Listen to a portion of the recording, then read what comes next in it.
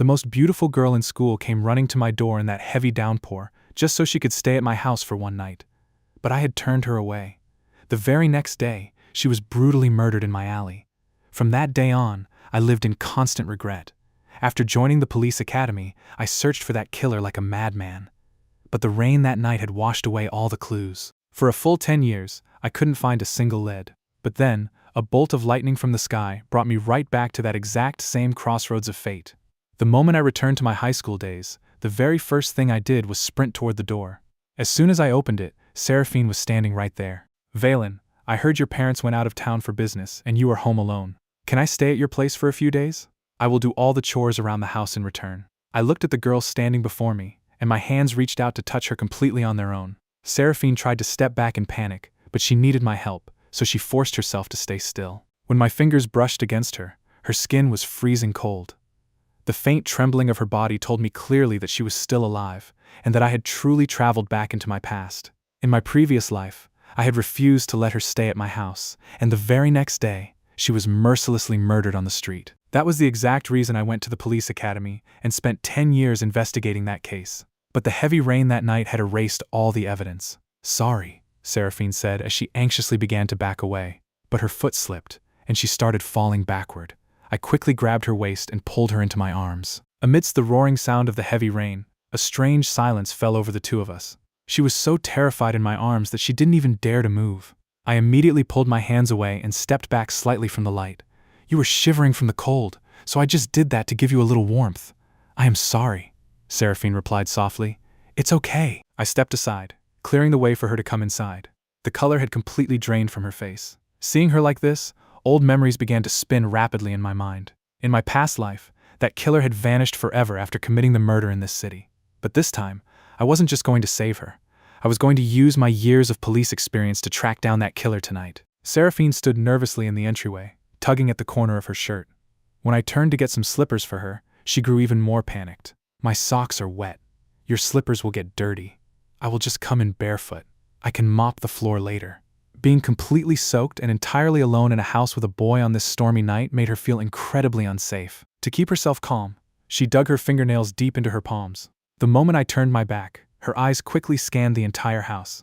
It was only when her gaze fell upon the warm tea and scattered boxes resting on the table that the tension in her back finally began to ease. Handing her a towel, I said, "If you don't mind, dry your hair first." She hesitated before asking, "Could you lend me some clothes to wear? My clothes are completely soaked." That was when I finally noticed just how tightly she was clutching her wet shirt. I replied, "You need to change your clothes anyway, so why don't you take a hot bath? Otherwise, you'll catch a cold and get sick. The guest room doesn't have a bathtub, so you can use the bathroom in my room. I will go turn on the hot water." Hearing that she would be bathing in my bathroom, 𝐓𝐴 blushed bright red and agreed in a very quiet voice. Soon, the sound of running water echoed from the bathroom. Seeing me busy, 𝐓𝐴 finally gathered her courage and called out, "Valen."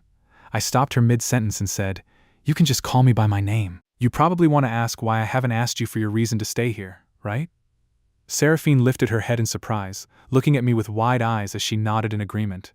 I told her, "If a beautiful girl like you is knocking on someone's door in such a heavy downpour asking for help, there must surely be a very desperate reason behind it. If you aren't comfortable talking about it, it wouldn't be right for me to keep prying." Hearing my words, 𝐓𝐴's eyes welled up with tears. After setting the water temperature, I stood up and slowly walked over to her. I suddenly placed my hand against the wall right beside her ear, trapping her within my space. "I don't care at all about what your intentions might be, but aren't you afraid that if you stay here, I might do something inappropriate to you?" Pressed against the wall, 𝐓𝐴 bit her lip. She felt a strange warmth rising inside her. Mustering a great deal of courage, she looked directly into my eyes and said, "I trust you." That single answer left absolutely no room for me to test her any further. I remembered that I had some very important tasks to handle tonight, so I smiled and pulled my hand back. "Go on, take your bath. And regarding your clothes, based on your height, my hoodie will fit you just like a dress. Just make do with that for now. Once your clothes are washed in the machine, they will dry very quickly in the dryer." 𝐓𝐴 let out a massive sigh of relief and whispered, "Thank you." She turned around and walked into the bathroom. Half of that thank you was for giving her shelter in my home, and the other half was for understanding and supporting her. Listening to the sound of the running water coming from the bathroom, I stepped out of the bedroom and headed to the kitchen to make some ginger tea for her. A short while later, the bathroom door opened, and 𝐓𝐴 stepped out wearing my oversized hoodie. The steam from the hot water had turned her cheeks a soft pink, and the fair skin above her knees was glowing. I pointed out, "I've placed the slippers right here for you." Once Seraphine slipped her feet into those warm, furry slippers, a lot of her hesitation faded away. As she walked out of the bedroom, the sweet aroma of honey and ginger tea reached her senses. I walked over to her with a mug in hand. My gaze inadvertently fell on the large neckline of her hoodie, and I froze for a brief second. I held the mug out toward her and said, "Here, drink some ginger tea." Seraphine took the mug and began sipping it in tiny gulps. I asked her, "Should I make some noodles for you?" She replied, "Wouldn't that be a hassle for you?" "What hassle? It's just a few minutes of work. You sit down. I'll fry up 2 eggs for you as well." I was just about to get up when she grabbed my hand. "I know how to fry eggs. Let me help you." Entering the kitchen, Seraphine was completely amazed by my chopping speed. The tomatoes and ham were sliced perfectly on the cutting board. Seraphine climbed onto a small stool, standing on her tiptoes to reach for the egg carton on the top shelf. As she stretched upward, that massive hoodie of hers hiked up just a little bit. The moment my eyes caught sight of that, my face flushed crimson with embarrassment. Perhaps Seraphine noticed my gaze, too. Flustered, she quickly tried to pull the hoodie down, but she lost her balance on the stool. I rushed forward to catch her from behind, but my hand accidentally landed in a place it absolutely shouldn't have. Her body went completely limp, and she fell straight back into my arms. The scent of my cologne mixed seamlessly with the citrus aroma of her body wash. We both stood completely frozen in our spots. That dead silence was finally shattered when droplets of boiling soup began splashing over the pot. I immediately pulled my hands back, took a step away, and shoved a ladle into her hand. "You stir this. I will get the eggs out." As I turned around, I caught a glimpse of myself in the mirror and noticed that my ears were entirely red. It wasn't that I hadn't been interested in women all these years. It was simply the fact that no one else had ever been able to make me feel this kind of emotion. Seraphine, her face burning red, kept her head bowed as she stirred the noodles. The loud sizzling of the cooking oil managed to mask the sound of our racing hearts quite well. The delicious aroma of the broth filled the entire kitchen. I placed the noodles on the table, deliberately making sure not to brush against her trembling fingers. "Careful, it's very hot. Feel free to turn on whatever channel you want to watch." The moment the television turned on, Seraphine gripped her chopsticks tightly. The screen was playing the exact same adult video that I had forgotten to turn off earlier. The scene was incredibly intense. To hide my overwhelming embarrassment, I let out a light cough, immediately grabbed the remote, went to the menu, and switched the channel to Crayon Shin-chan. I had completely forgotten that in my past life, one of the main reasons I refused to let her inside was out of fear that she might see this very thing. Thankfully, all my years of life experience had given me somewhat of a thick skin. Without changing my expression at all, I reacted as if absolutely nothing had happened. Seraphine also immediately changed the subject. "I had no idea you were such a great cook." Using a tissue paper, I gently wiped away the tiny beads of sweat that had formed on her nose. "You're sweating, right? That means the cold is finally leaving your body. Eat slowly. There is plenty more in the pot." She was eating her noodles with total concentration. She finished the entire bowl, drinking every last drop of the soup, and a beautiful look of pure comfort washed over her face. "Are you full after just one bowl?" I asked. She nodded in agreement. Just as she answered, a loud clap of thunder echoed outside. My eyes instantly darted to the clock. It was 9:57 p.m. There was only half an hour left until the exact time of the murder in my past life. This time, I was absolutely determined to see the true face of that killer. Time was running out. I immediately decided to head to the vicinity of the location where the murder had taken place. I handed her a glass of water and a warm blanket to cover herself. "Since you've eaten, just sit in the living room and watch some TV. I will wash the dishes when I get back. I am going out to grab some snacks. I'll be right back." Seraphine asked in utter disbelief. "You are going out in this heavy downpour?" "It's fine. The store is just nearby." Reaching the front door, I suddenly stopped and turned around. I was terrified that the killer might have premeditated all of this, or worse, that he might have followed Seraphine all the way here. "Remember, until I come back, no matter who rings the doorbell, you must not open the door. I have my keys. I won't ring the bell." Hearing my instructions, Seraphine nodded obediently like a docile cat and wrapped herself snugly in the blanket. As soon as the door closed, she curled up on the sofa in that empty room, quietly waiting for my return. I opened my black umbrella and stepped out into the pouring rain. I checked the time on my waterproof watch. It was 9:58 p.m. According to the forensic report from my past life, the estimated time of Seraphine's death was around 10:30 p.m. Tonight, my target was the 24-hour convenience store located right on the route she was supposed to have taken. In my previous life, Seraphine had bought an umbrella from that exact store, grabbed a bite to eat, and then walked toward the alley where she was ultimately murdered. Even though she was completely safe in my house tonight, I had to confirm if the timeline would try to correct itself. Would someone else die in that spot instead of Seraphine? I could absolutely not let that happen. On the way, I pulled out my phone and checked the security camera at my house. On the screen, Seraphine was sitting on the sofa with her knees pulled up, watching TV. After reassuring myself that she was safe at home and hadn't gone anywhere, I picked up my pace. Just as I approached the convenience store, I heard a faint groaning sound. Crouched near a dumpster at the corner of the alley was a frail, skinny boy. A group of thugs had surrounded him, kicking and punching him while violently demanding to know what he was hiding in his hands. The boy on the ground was clutching a light brown handkerchief tightly, and a metal tin can lay discarded near him. I recognized him in a single glance. It was 𝐓𝐤𝐽, the quietest boy in my class, the one who was constantly bullied by everyone. Hearing my voice, the thugs turned around, and the color instantly drained from their faces. My parents held a significant amount of power and influence in this city, which meant these street punks were always terrified of me. I didn't even have to lower my umbrella. They fled the scene as if they had just seen a ghost. Now, the only sound echoing in that alleyway was the pitter-patter of raindrops hitting the metal tin. I crouched down and held my umbrella over 𝐓𝐤𝐽's head. "Are you okay? Should I drop you off at the hospital?" The burn scar from 3 months ago was still clearly visible on his wrist. I reached out a hand to help him up, but he yanked his arm back as if he had just been electrocuted. The metal tin knocked against the wall, spilling a few crayons and a half-empty packet of cat food straight into the mud. "You came out in this massive storm just to feed stray cats?" 𝐓𝐤𝐽 simply gave a faint nod before suddenly breaking into a violent fit of coughing. His fragile shoulders trembled in the freezing rain. I took off my jacket and tossed it to him. "Put this on. Is your mother out of town again? If you fall sick, who is going to take care of your little brother?" Suddenly, the CCTV footage from my previous life flashed through my mind. In my past life, Seraphine had seen something outside the convenience store that had drawn her into that specific alley. Looking at 𝐓𝐤𝐽, everything instantly made perfect sense. Seraphine must have seen 𝐓𝐤𝐽 getting beaten up by those thugs. All the details from my past life began racing through my head. If Seraphine had stepped out of the convenience store that night to stop this bullying, completely drenched in rain, the thugs' attention would have naturally shifted from 𝐓𝐤𝐽 entirely onto her. I tried to recall what 𝐓𝐤𝐽 looked like on that following Monday in my past life. That day, his injuries had been far more severe than what he had just now. Yet, he hadn't shown any particular reaction to Seraphine's death. This meant that in my previous life, 𝐓𝐤𝐽 must have risked his own life to hold off those thugs so that Seraphine could escape. If those punks hadn't murdered Seraphine, then the real killer had to be someone else entirely. Thinking a bit deeper, I stumbled upon a crucial clue: the killer's weapon. On this stormy night, whoever was wandering around carrying that deadly knife would be the prime suspect. Realizing that those 3 thugs might be carrying knives filled me with intense regret for letting them escape so easily. As for the badly beaten 𝐓𝐤𝐽, he had survived all the way to graduation in my past life, so I had to leave him here for now. If you are okay, hurry up and go home. I had just turned around when my eyes fell on 𝐓𝐤𝐽's broken umbrella. I shoved my black umbrella into his hand. "Your umbrella is broken. Take mine.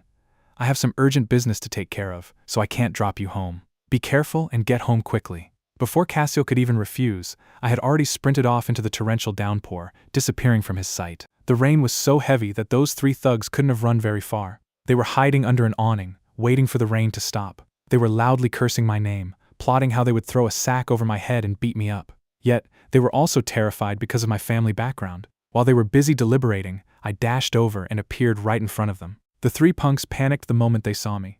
Thinking I had come to extort money from them, they waved their hands and began backing away.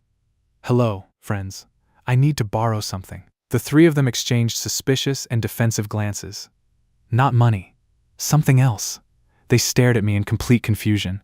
I looked directly into their eyes and flashed a very innocent smile. "I need to borrow a knife." The 3 thugs stood there absolutely stunned. It was obvious they couldn't comprehend what I was saying. "You guys are street thugs, and you're wandering around without even a single knife on you?" My taunt worked perfectly. The punk with the green hair angrily pulled a butterfly knife out of his pocket and started twirling it in front of me as if he were performing a magic trick. I took just one look and instantly knew that this couldn't possibly be the weapon mentioned in the forensic report, a fruit knife with a perfectly clean cut. "This is way too fancy. I'll give you $100 if you can give me something like a fruit knife." Hearing the mention of that much money, the other 2 thugs immediately started digging through their pockets. One pulled out a multi-purpose Swiss Army knife, and the other produced a gleaming folding hunting knife. Neither of them was the blade I was searching for. "The knives are nice, but I only have $100 on me. Forget it." Completely ignoring the insults hurled by the thugs, who thought I was just messing with them, I turned around without another word and sprinted back into the freezing rain. Those 3 punks didn't possess the weapon I was looking for. This lead had turned into a dead end. A strange anxiety began to well up in my chest. To be completely honest, The easiest way to solve this case would have been to refuse Seraphine's request to stay at my house and then secretly follow her. That way, I could have caught the killer red-handed. But seeing her alive and well right in front of me in this new life, I simply couldn't control my emotions. I would rather choose the impossible task of finding a needle in a haystack than put her life in even the slightest bit of danger. I went back into the convenience store to buy some snacks. A kind employee handed me a clean towel to dry my hair. I thanked him, wiped off the water, slipped my phone into a waterproof pouch, and stepped back out into that fierce storm. I retraced the exact steps Seraphine had taken in my previous life, heading straight toward that cursed spot where the murder had occurred. The moment I stepped outside, the fierce wind tried to bend the ribs of my umbrella backward. Stepping over mud and shattered glass, I finally arrived at the blind spot of the CCTV cameras. This was the exact location mentioned over and over again in the forensic reports. My waterproof watch glowed in the dark. The time was 10:17 p.m. Suddenly, a violent gust of wind swept past, completely flipping my umbrella inside out. I abandoned the umbrella right there, letting the freezing rain wash over me. The phone in my waterproof pouch vibrated. Leaning against that wet brick wall, I checked the camera feed from my house. Under the dim yellow light, Seraphine was huddled in the corner of the sofa. Her legs were shaking with anxiety, and her eyes remained locked on the front door. The fear on her face was evident, but so was her clear worry for my safety. It was now 10:38 p.m. Suddenly, the sound of clashing metal echoed from the far end of the alley. I went on high alert immediately and crept stealthily in that direction, but what I saw was a very familiar face. It was Draven, the notorious delinquent of our school. Right now, he was sitting under a tin roof, peeling an apple with a fruit knife. Draven was spearing shriveled apples from a plastic bag using the tip of his blade. I knew that his bad boy persona was nothing more than an act. He came from a deeply impoverished family, and his mother suffered from dementia or some other severe illness. His shoes were patched with anti-slip tape commonly used on hospital floors, and his clothes carried the distinct smell of ICU disinfectant. But my entire focus was glued to the fruit knife in his hand. The design and size of that blade perfectly matched the description in Seraphine's murder case file. "What are you doing out in the rain? Hurry up and get over here. My house is just nearby. I'll give you an umbrella." Just as I stepped under the awning, Draven's phone began to ring frantically. On the other end, a nurse spoke in a panicked voice, informing him that his mother's oxygen levels had suddenly plummeted. All color vanished from Draven's face. The knife slipped from his grasp, splashing directly into a puddle. Without muttering a single word, he dashed out into the rain like a madman.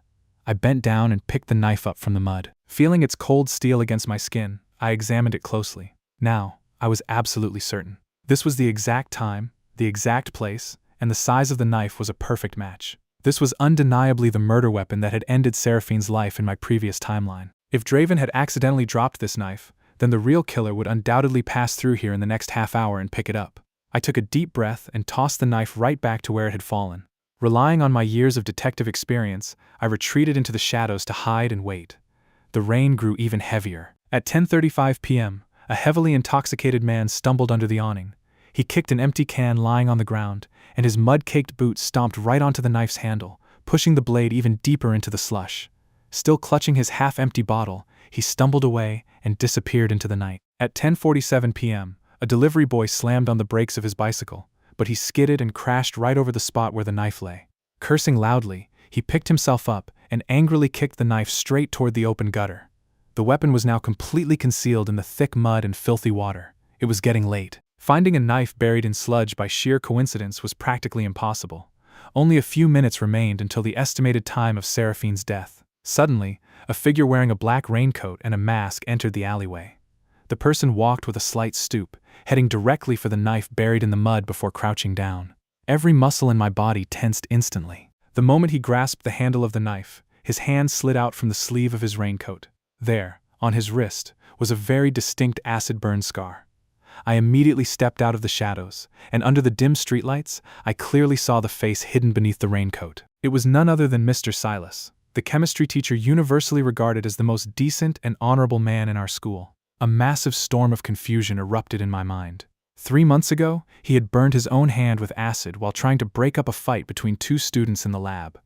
Even after that horrific accident, he had reasoned with those students with incredible gentleness. He was widely known as a devoted husband who catered to his wife's every need, and he commanded profound respect from absolutely everyone. But if he really was the killer, then all the disconnected pieces of my past life suddenly fit together flawlessly. In my previous life, Seraphine was attacked in this very dark alley, yet there were absolutely no signs of a struggle or any attempt to flee. That was simply because she, too, would have placed her complete trust in this respectable teacher. If Mr. Silas had offered her his raincoat and promised to take her to his home where she would be safe with his wife, Seraphine wouldn't have harbored a shred of suspicion toward him on such a terrifying, stormy night. Realizing all this filled my heart with an excruciating pain. However, I couldn't afford to make any hasty moves. After all, the Mr. Silas standing before me right now hadn't actually committed any crime yet. I decided to utilize my police training to figure out exactly what he was doing outside so late at night. Mr. Silas. Hearing my voice, he snapped his head up. Seeing me completely drenched, a look of genuine surprise and concern washed over his face. "Valen, what are you doing out here in this condition? Did you get caught in the rain?" "Sir, why are you out in the storm so late at night?" I asked, scrutinizing his every facial expression. For a fleeting second, I saw a clear hesitation flash in his eyes. "Oh, it's nothing. I just came out to grab a pack of cigarettes." He was lying.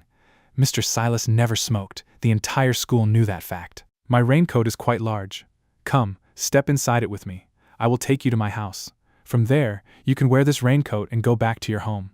He was speaking with his usual gentle and caring tone.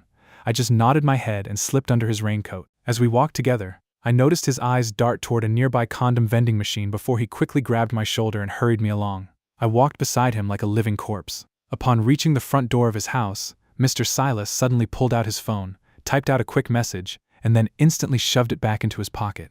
"I forgot my keys. Wait here for a moment." However, I had clearly felt a heavy bunch of keys dangling from his belt.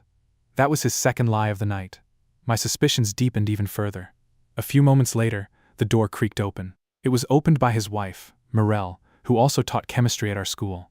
She was wearing a silk nightgown with a loosened belt, and her face was flushed a faint red. Under the dim lights of the entryway, I could clearly see a half-empty bottle of wine resting on the living room table, lit scented candles, and rose petals scattered everywhere. There was a thick, romantic ambiance lingering in the air.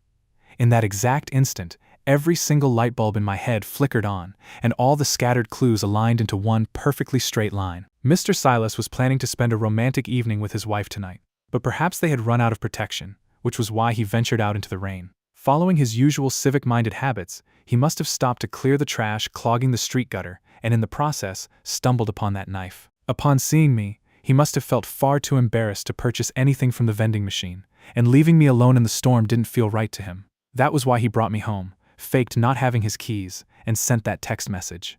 He was simply giving his wife enough time to change her clothes. Every single piece of his bizarre behavior was now completely explained. I took a towel from Morel and began drying my hair. But now, my suspicion morphed into a massive, burning question. If he truly was such a good man, and his wife was lovingly waiting for his return at home, could a man like that possibly abandon a dying student on the streets, or, worse, brutally murder her? Morel's attention drifted to the filthy knife clutched in Mr. Silas's hand. Found it near the drain. It had a lot of garbage stuck to it. Then I ran into Valen, so I completely forgot to throw it away. Saying this, Mr. Silas was just about to toss the blade into the trash bin when something struck me as very odd. "Wait a minute, sir. May I take a look at that knife?" Mr. Silas, looking slightly confused, flipped the knife around and very gently handed it to me by the handle. That tiny, considerate gesture proved once again just how deeply gentle of a man he truly was. I examined the fruit knife extremely closely, and my mind was utterly blown. Because it had been so dark outside, I hadn't noticed it earlier, but there was a distinct dent on the blade of the knife. It was obvious that Draven had tried cutting something incredibly hard with it. The forensic report from my past life made absolutely no mention of any such dent. If a murder had been committed with this knife, the resulting wound would have been entirely different. This simply meant that this knife was never the actual murder weapon to begin with. I had been chasing after the completely wrong person all along. Panicking, I checked my watch. It was already 11 p.m. The real killer had probably just stepped outside. In a frantic rush, I shoved the towel back into Morel's hands. "Sorry, sir, it's getting very late. I need to get home immediately. I'll be borrowing your raincoat." I shoved the knife back to Mr. Silas, threw on his raincoat, and plunged headfirst back into that terrifying storm. I sprinted back to the exact location where the murder had occurred. I circled the area over and over again. A few random pedestrians walked by, but absolutely no one looked like the kind of person who would stop mid-journey just to murder someone. It was already 11:30 p.m. The streets were completely deserted. I pulled out my phone and checked the security camera at home. Seraphine was curled up on the sofa. She was incredibly sleepy, her head nodding off repeatedly, yet she was still fighting hard to stay awake. She kept looking toward the door, stubbornly waiting for my return. I clenched my fists and tore off my raincoat, tossing it aside. I kept wandering aimlessly through that dense darkness, scouring the area. The clock struck midnight, but I still hadn't spotted a single suspicious person. A profound sense of helplessness and terror settled deep into my core. Had I really missed him? If I couldn't catch the killer today, how would I ever erase the injustice that Seraphine had suffered in my past life? I tilted my head back toward the sky, letting the heavy rain batter my face. My resolve hardened even more. Suddenly, my phone vibrated. I immediately opened the camera app. On the screen, despite being half asleep and battling her intense fear of being alone, Seraphine had walked all the way to the door, anxiously looking around. A sudden noise startled her, and she looked nervously straight at the camera.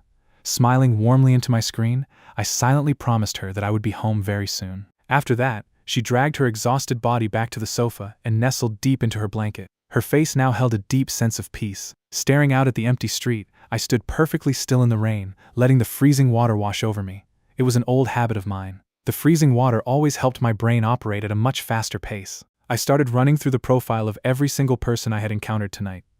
The convenience store worker, 𝐂𝐡𝐚𝐧, those 3 thugs, Mr. Silas. I forcefully shoved every one of them into my suspect list.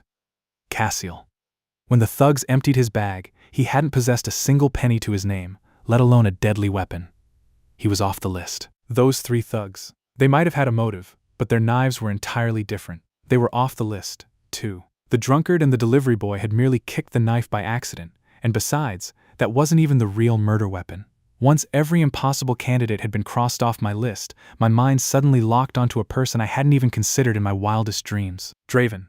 𝐓𝐸𝐻 had run off toward the hospital upon hearing the news of his mother's deteriorating condition, and his knife had fallen right there. But what if his mother's condition had stabilized quickly? Half an hour was more than enough time to rush back from the hospital. What if, on his way back, he realized he had lost his knife and simply stopped at a nearby store to purchase a brand new one? The police files had indeed recorded that someone had hastily purchased a fruit knife between 10 p.m. and 11 p.m. that night. Furthermore, his estimated return time would match up perfectly with the exact time frame I had been away with Mr. Silas. The moment I pieced all these clues together, my suspicion toward 𝐓𝐸𝐻 skyrocketed. Testing this theory was incredibly simple. All I had to do was go to 𝐓𝐸𝐻's house right now and knock on his door. If he was already back home and had indeed bought a new knife, then his identity as the killer would be confirmed without a shadow of a doubt. Relying purely on my memory, I arrived outside his house. My heart sank. The lights inside his home were switched on. I took a deep breath and knocked heavily on the door. The door swung open. 𝐓𝐸𝐻 stood there without a shirt, a towel draped over his head.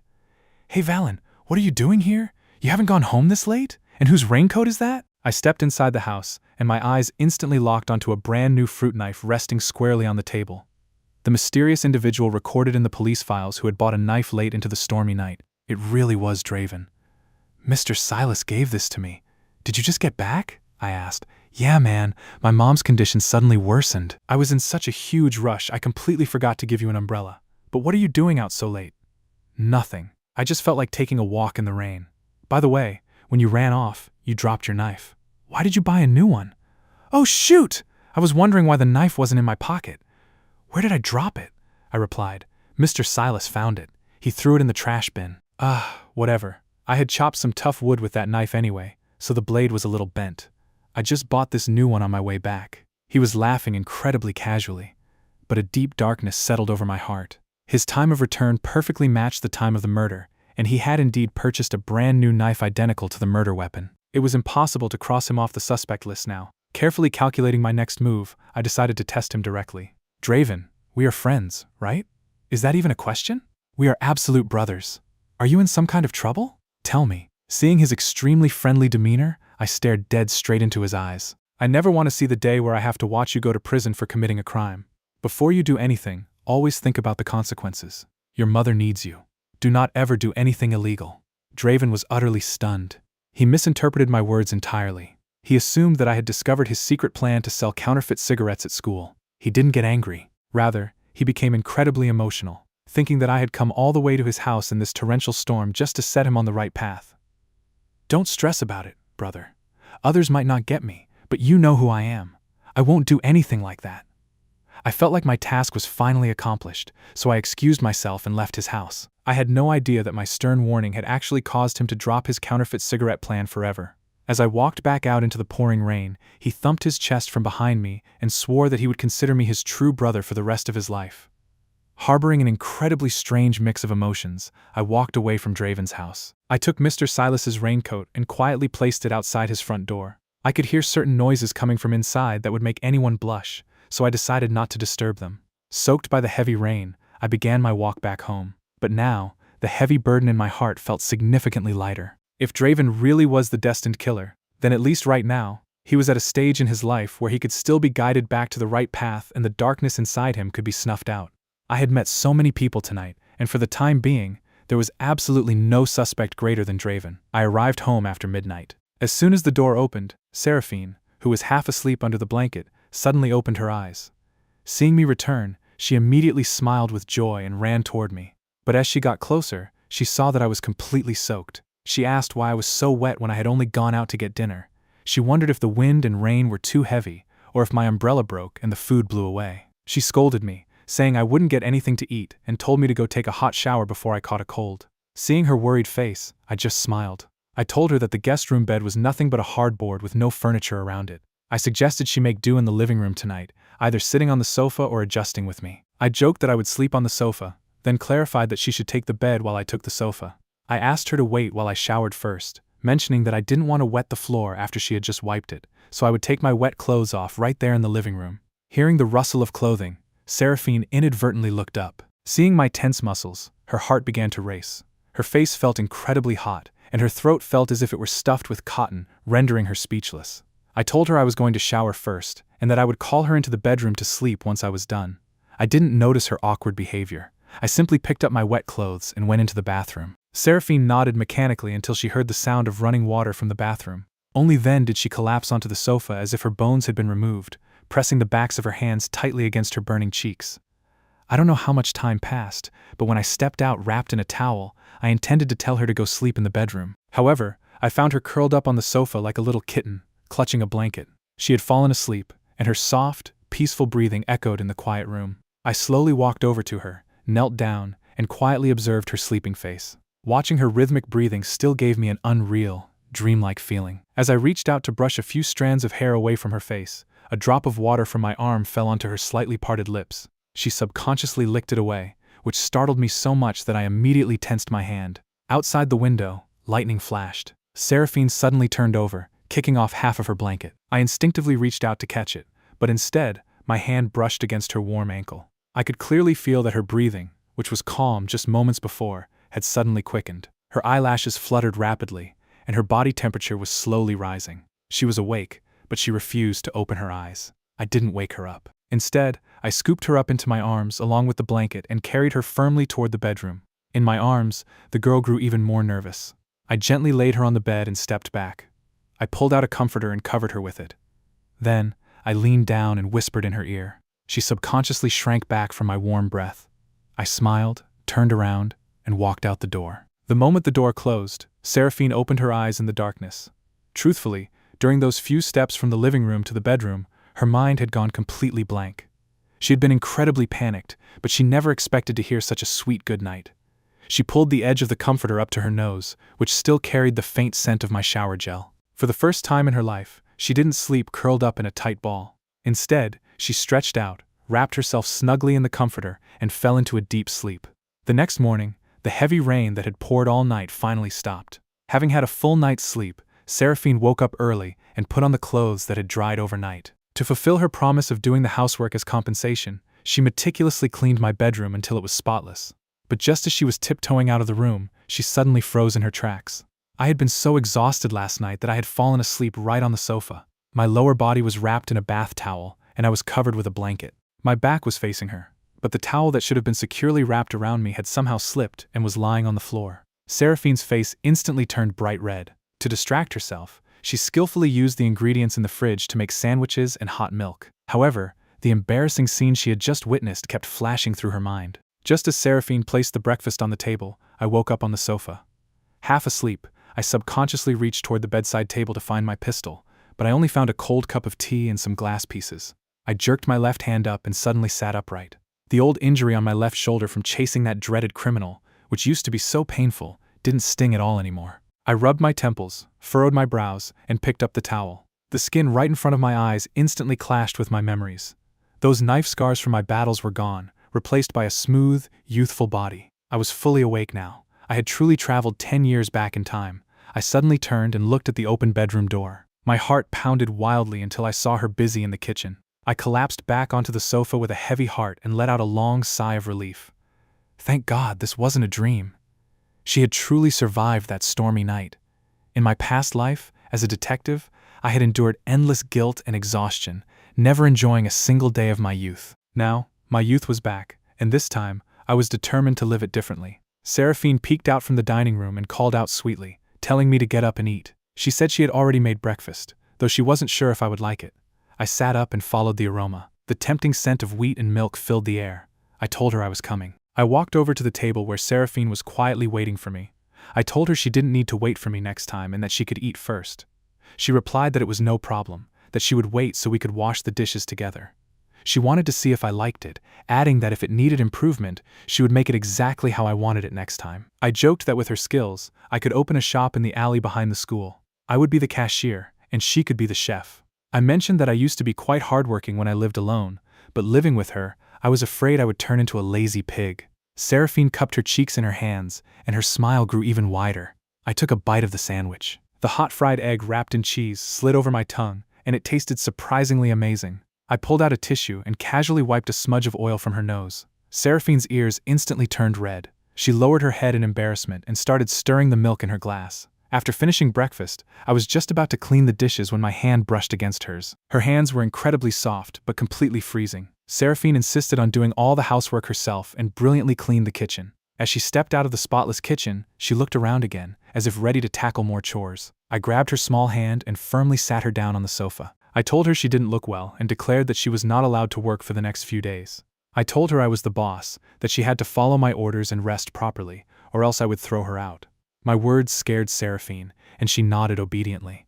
I then told her to come shopping with me later so I could buy her some new clothes. She said she would go home to get some clean clothes. When I mentioned going home, a clear resistance and hesitation appeared on her face. I told her there was no need, as she hadn't brought any money anyway, and that she would have to stay here full-time as my maid. I threatened that if she didn't pay off her debt, I wouldn't let her leave. Seraphine naturally sensed my underlying intention to keep her with me. A warmth rushed through her, and she finally showed a calm smile, nodding softly. She asked where I usually bought my clothes.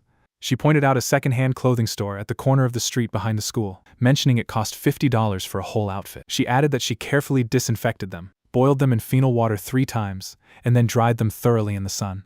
There was a hint of anxiety in her soft voice, as if she feared I would dislike her. I suddenly remembered a place that sold excellent clothes. I grabbed Seraphine's hand unexpectedly, causing her to stumble half a step. Her forehead bumped gently against my shoulder. She didn't pull away, she just let me lead her. We stopped in front of a glass shop window at the corner. The wooden door of the tailor shop was half open. The sound of a brass bell and a gramophone played sluggishly together. Seraphine looked at the expensive clothes displayed in the window and nervously clutched the cuff of my shirt. She whispered that it looked very expensive. I explained that the shop owner was my mother's old classmate and that she made clothes specifically for students, so it wasn't expensive at all. I pushed the door open, stepping into the scent of ironed cotton fabrics. Aunt Rosalind, who was sitting behind the counter, looked up and noticed our joined hands. She smiled, fine lines crinkling at the corners of her eyes. She commented on what a beautiful girl she was and teased that I had brought my girlfriend to buy clothes. Seraphine's ears turned bright red. I sensed her nervousness and gently let go of her hand. Aunt Rosalind helped her browse through some seasonal clothes and undergarments. She needed a few sets of pure cotton, Class A items. Aunt Rosalind smiled and led Seraphine behind the 11th aisle. The curtain only covered her neck down to her lower body. Seraphine felt as if she were completely exposed to my gaze, and she shrank back behind the shelves in embarrassment. I retreated, sat down by the window, and mindlessly began flipping through a sample book. The hushed voices coming from behind the curtain reached my ears clearly. I heard Aunt Rosalind telling her she didn't need to listen to my preferences, that a woman should dress to please herself, and that since undergarments are worn inside, she should just wear what she likes. Aunt Rosalind confidently added that the set she picked would definitely drive me crazy, noting that I clearly liked her and she liked me, making it a perfect match. Seraphine tried to explain our relationship, but the words wouldn't come out of her mouth. In the end, she just nodded shyly. After selecting the undergarments, Aunt Rosalind grabbed some more clothes and slipped behind the curtain. Hearing the faint rustling of clothes from inside, A thin layer of sweat formed on the back of my neck. I couldn't stop myself from imagining what she would look like in them. Would it be awkward if the curtain was suddenly pulled back? Seraphine held her skirt and turned halfway. The morning light enveloped her in a semi-transparent, honey-colored cotton skirt, which swayed in a beautiful arc like a lily of the valley after a battle. The lump in my throat felt heavy. I suddenly stood up and helped her adjust her shirt collar. She had mistakenly buttoned the second button. My hand accidentally brushed against her neck, and I jerked back as if I had been electrocuted. To hide my awkwardness, I picked up a woven straw hat and placed it on her head. I told her it seemed she was quite satisfied with everything and suggested she try it on again. The curtain lifted once more. The semi-transparent bamboo fiber accentuated the girl's curves in the morning light. I was absolutely mesmerized. Aunt Rosaline really had a discerning eye. Many of the clothes fit her perfectly. Seeing that Aunt Rosaline was getting very carried away, I quickly stopped her. I told her to stop adding clothes because my card was almost maxed out. She scoffed, asking what I was afraid of and telling me to go ask my mother for money. She urged me to spend money on my future wife, assuring me it would make her very happy. She assumed we had already solidified our relationship. I offered a faint smile and nodded repeatedly. While asking her to keep it a secret, Aunt Rosalind jokingly gave me a 90% discount. When I paid, she carefully packed the lingerie separately and whispered in my ear that she had gotten a very good measure of my little girlfriend's figure.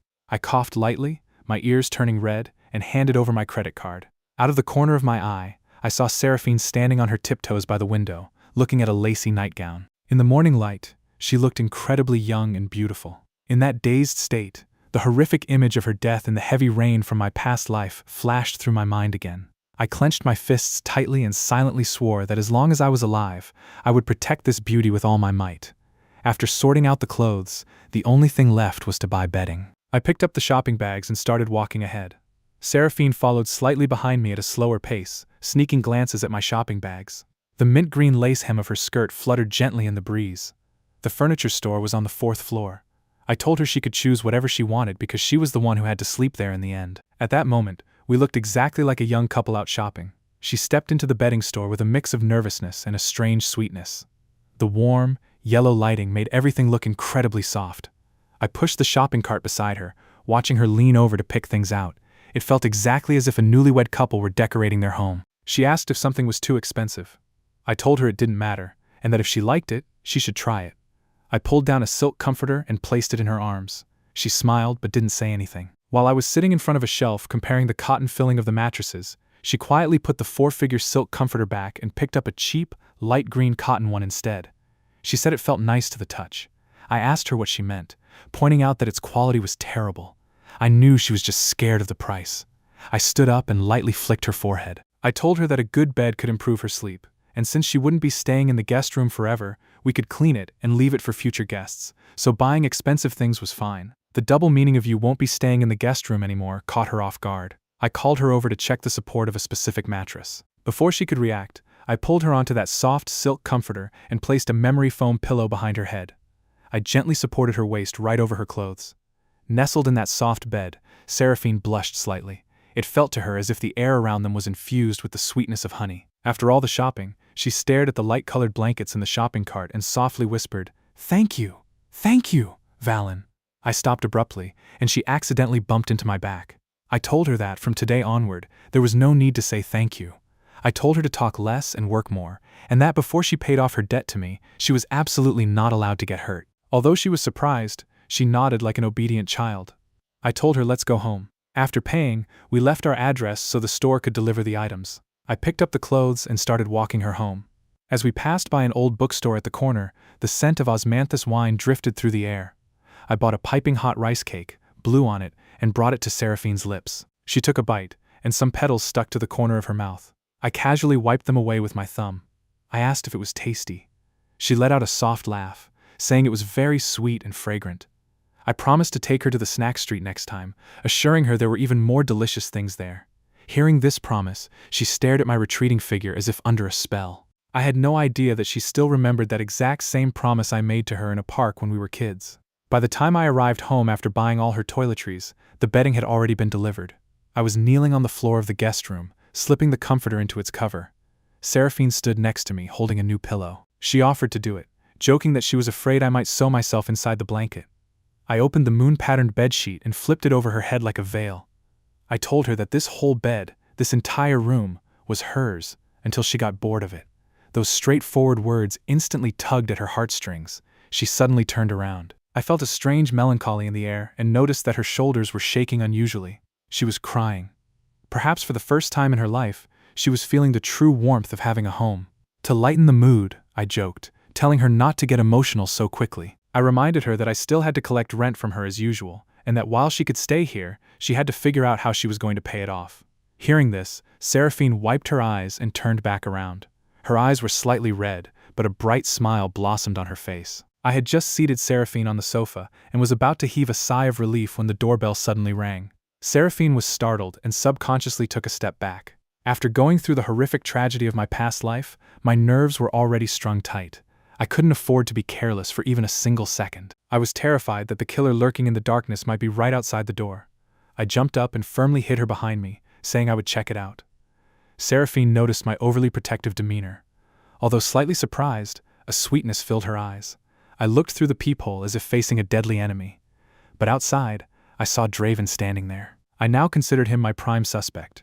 In my past life, Draven had never come to my house on this day. The timeline had shifted. This sudden visit instantly heightened my alertness. I controlled my racing heart and opened the door.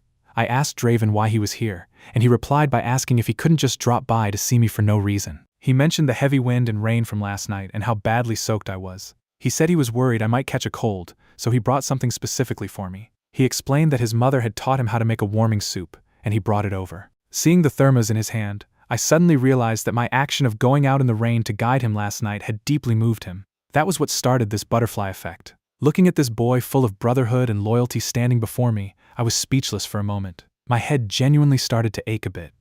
Draven urged me to drink it while it was hot. He was just about to step inside when he suddenly spotted Seraphine, whom I was hiding behind me. He froze. His eyes immediately darted between the two of us. I asked, "Seraphine, do you know him?" Draven quickly chimed in, saying he understood everything. He addressed her as sister-in-law and joked that he had shown up at the wrong time. He handed over the brown sugar, ginger, and plum soup, telling her to drink it while it was hot, as it would be very beneficial for her too. He then excused himself, saying he needed to go to the hospital to take care of his mother and didn't want to be a third wheel. Draven turned and ran off quickly. Watching his carefree and straightforward retreating figure, a flood of emotions welled up inside me. I found it incredibly hard to believe that someone so loyal and devoted could be that brutal killer.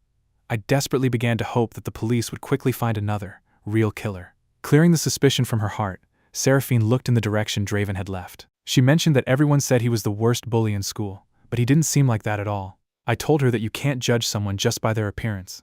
He had his own story, and many things are not as they seem.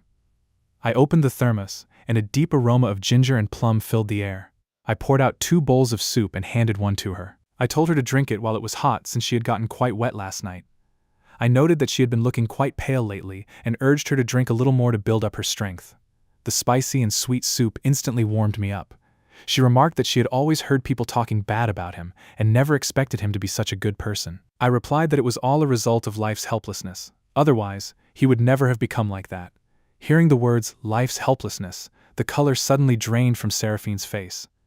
It was clear that these simple words had struck a raw nerve regarding her own painful past.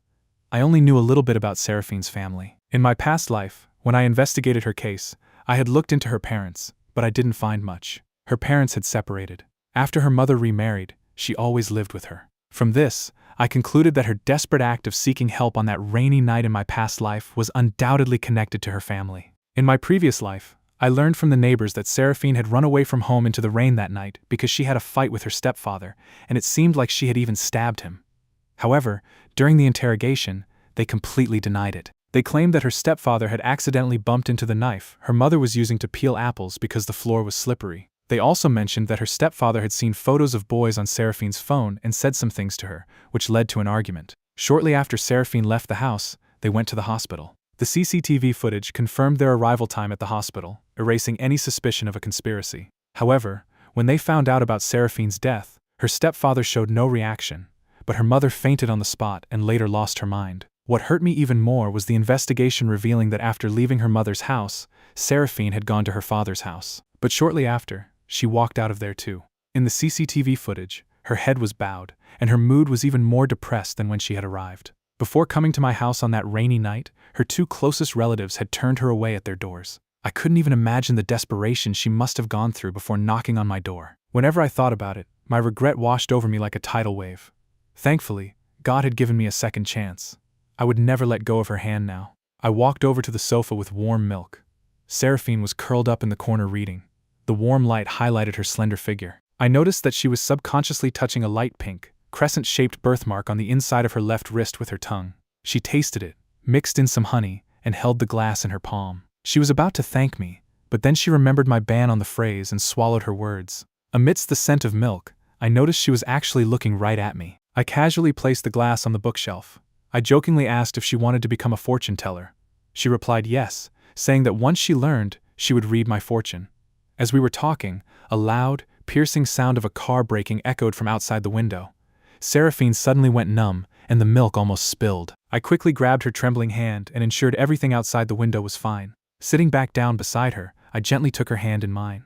I told her not to be afraid, reminding her that she still owed me a debt, and until it was paid off, no one could take her away from here. Hearing these words, Seraphine, who was still frightened, felt her heart beat even faster. She said that once she learned how to match astrological charts, she would see if we were right for each other, adding that she was afraid she might bring bad luck to her creditor. Hearing this, Seraphine's face instantly turned red.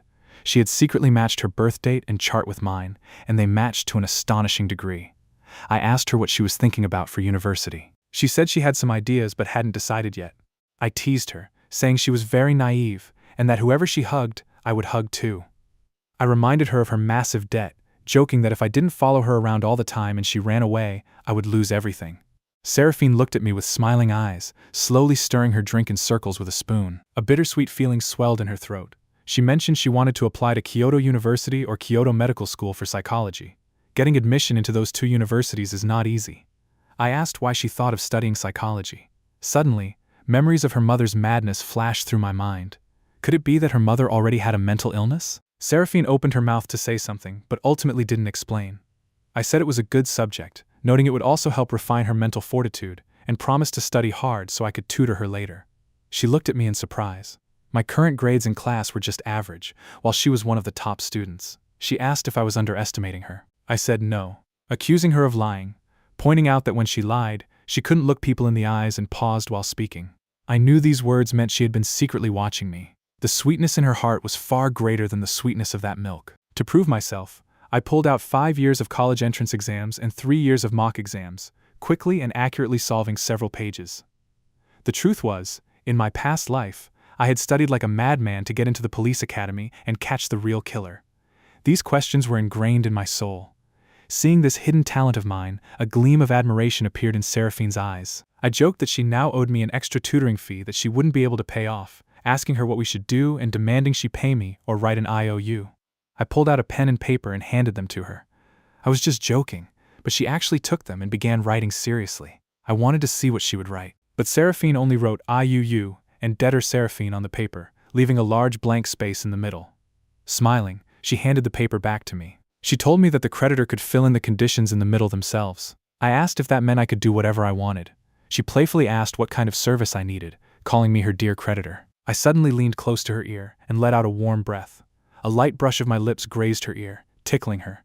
I told her to forget about service. This was an order. Hearing this, Seraphine nervously swallowed. I commanded her to go to sleep before midnight tonight and not wake up before 7 a.m. tomorrow, adding that I would make breakfast. She looked at me in surprise. Then, her heart filled with joy, and with a blooming smile, she said, "Yes, boss." After night fell, following my strict orders, Seraphine quietly went to bed.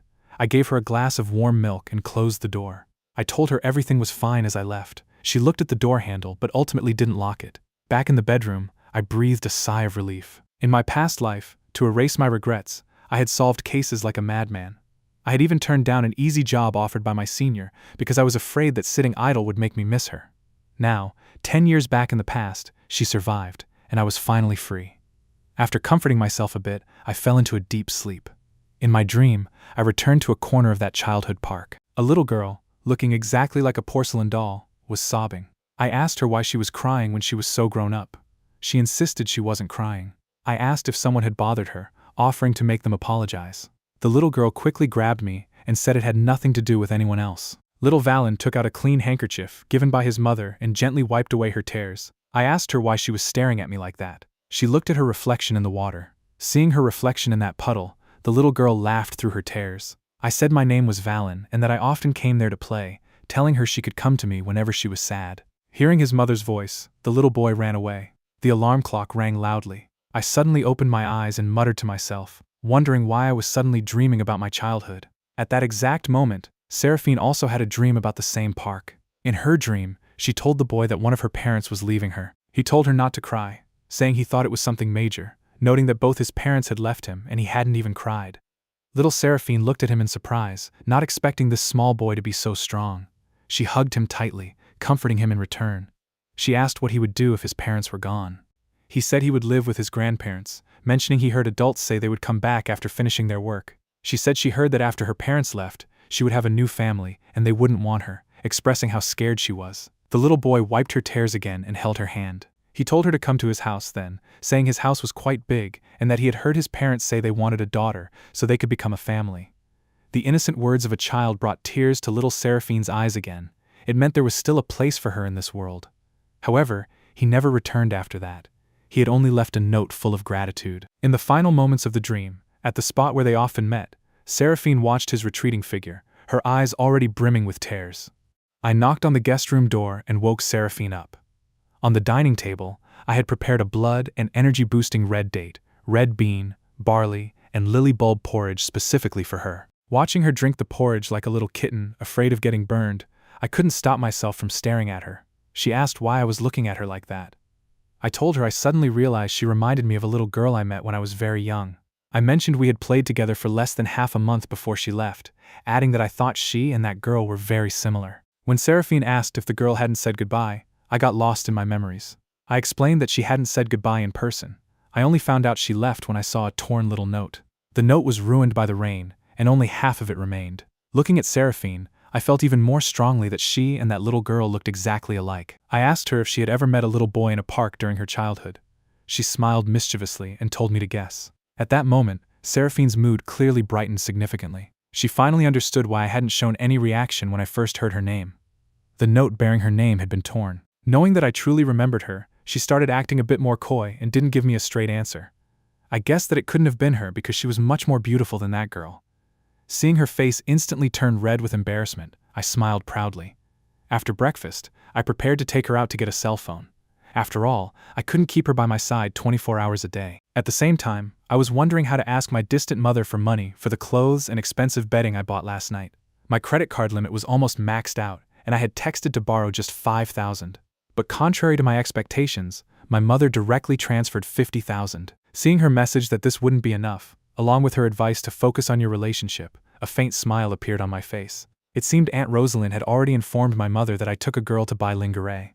Receiving this massive financial support made me feel incredibly relieved. I told Seraphine I was free on Sunday and asked if she wanted to go anywhere. She said she wanted to wander around the park in the old town. Wasn't that the exact place where I had met that little girl? Taking into account her words, her parents' divorce and remarriage, and her habit of avoiding eye contact and stuttering when lying, all the pieces perfectly fell into place at that moment. A sharp shiver suddenly ran through me. In my past life, her death had plunged my world into darkness, and I never had the time to reminisce about my childhood.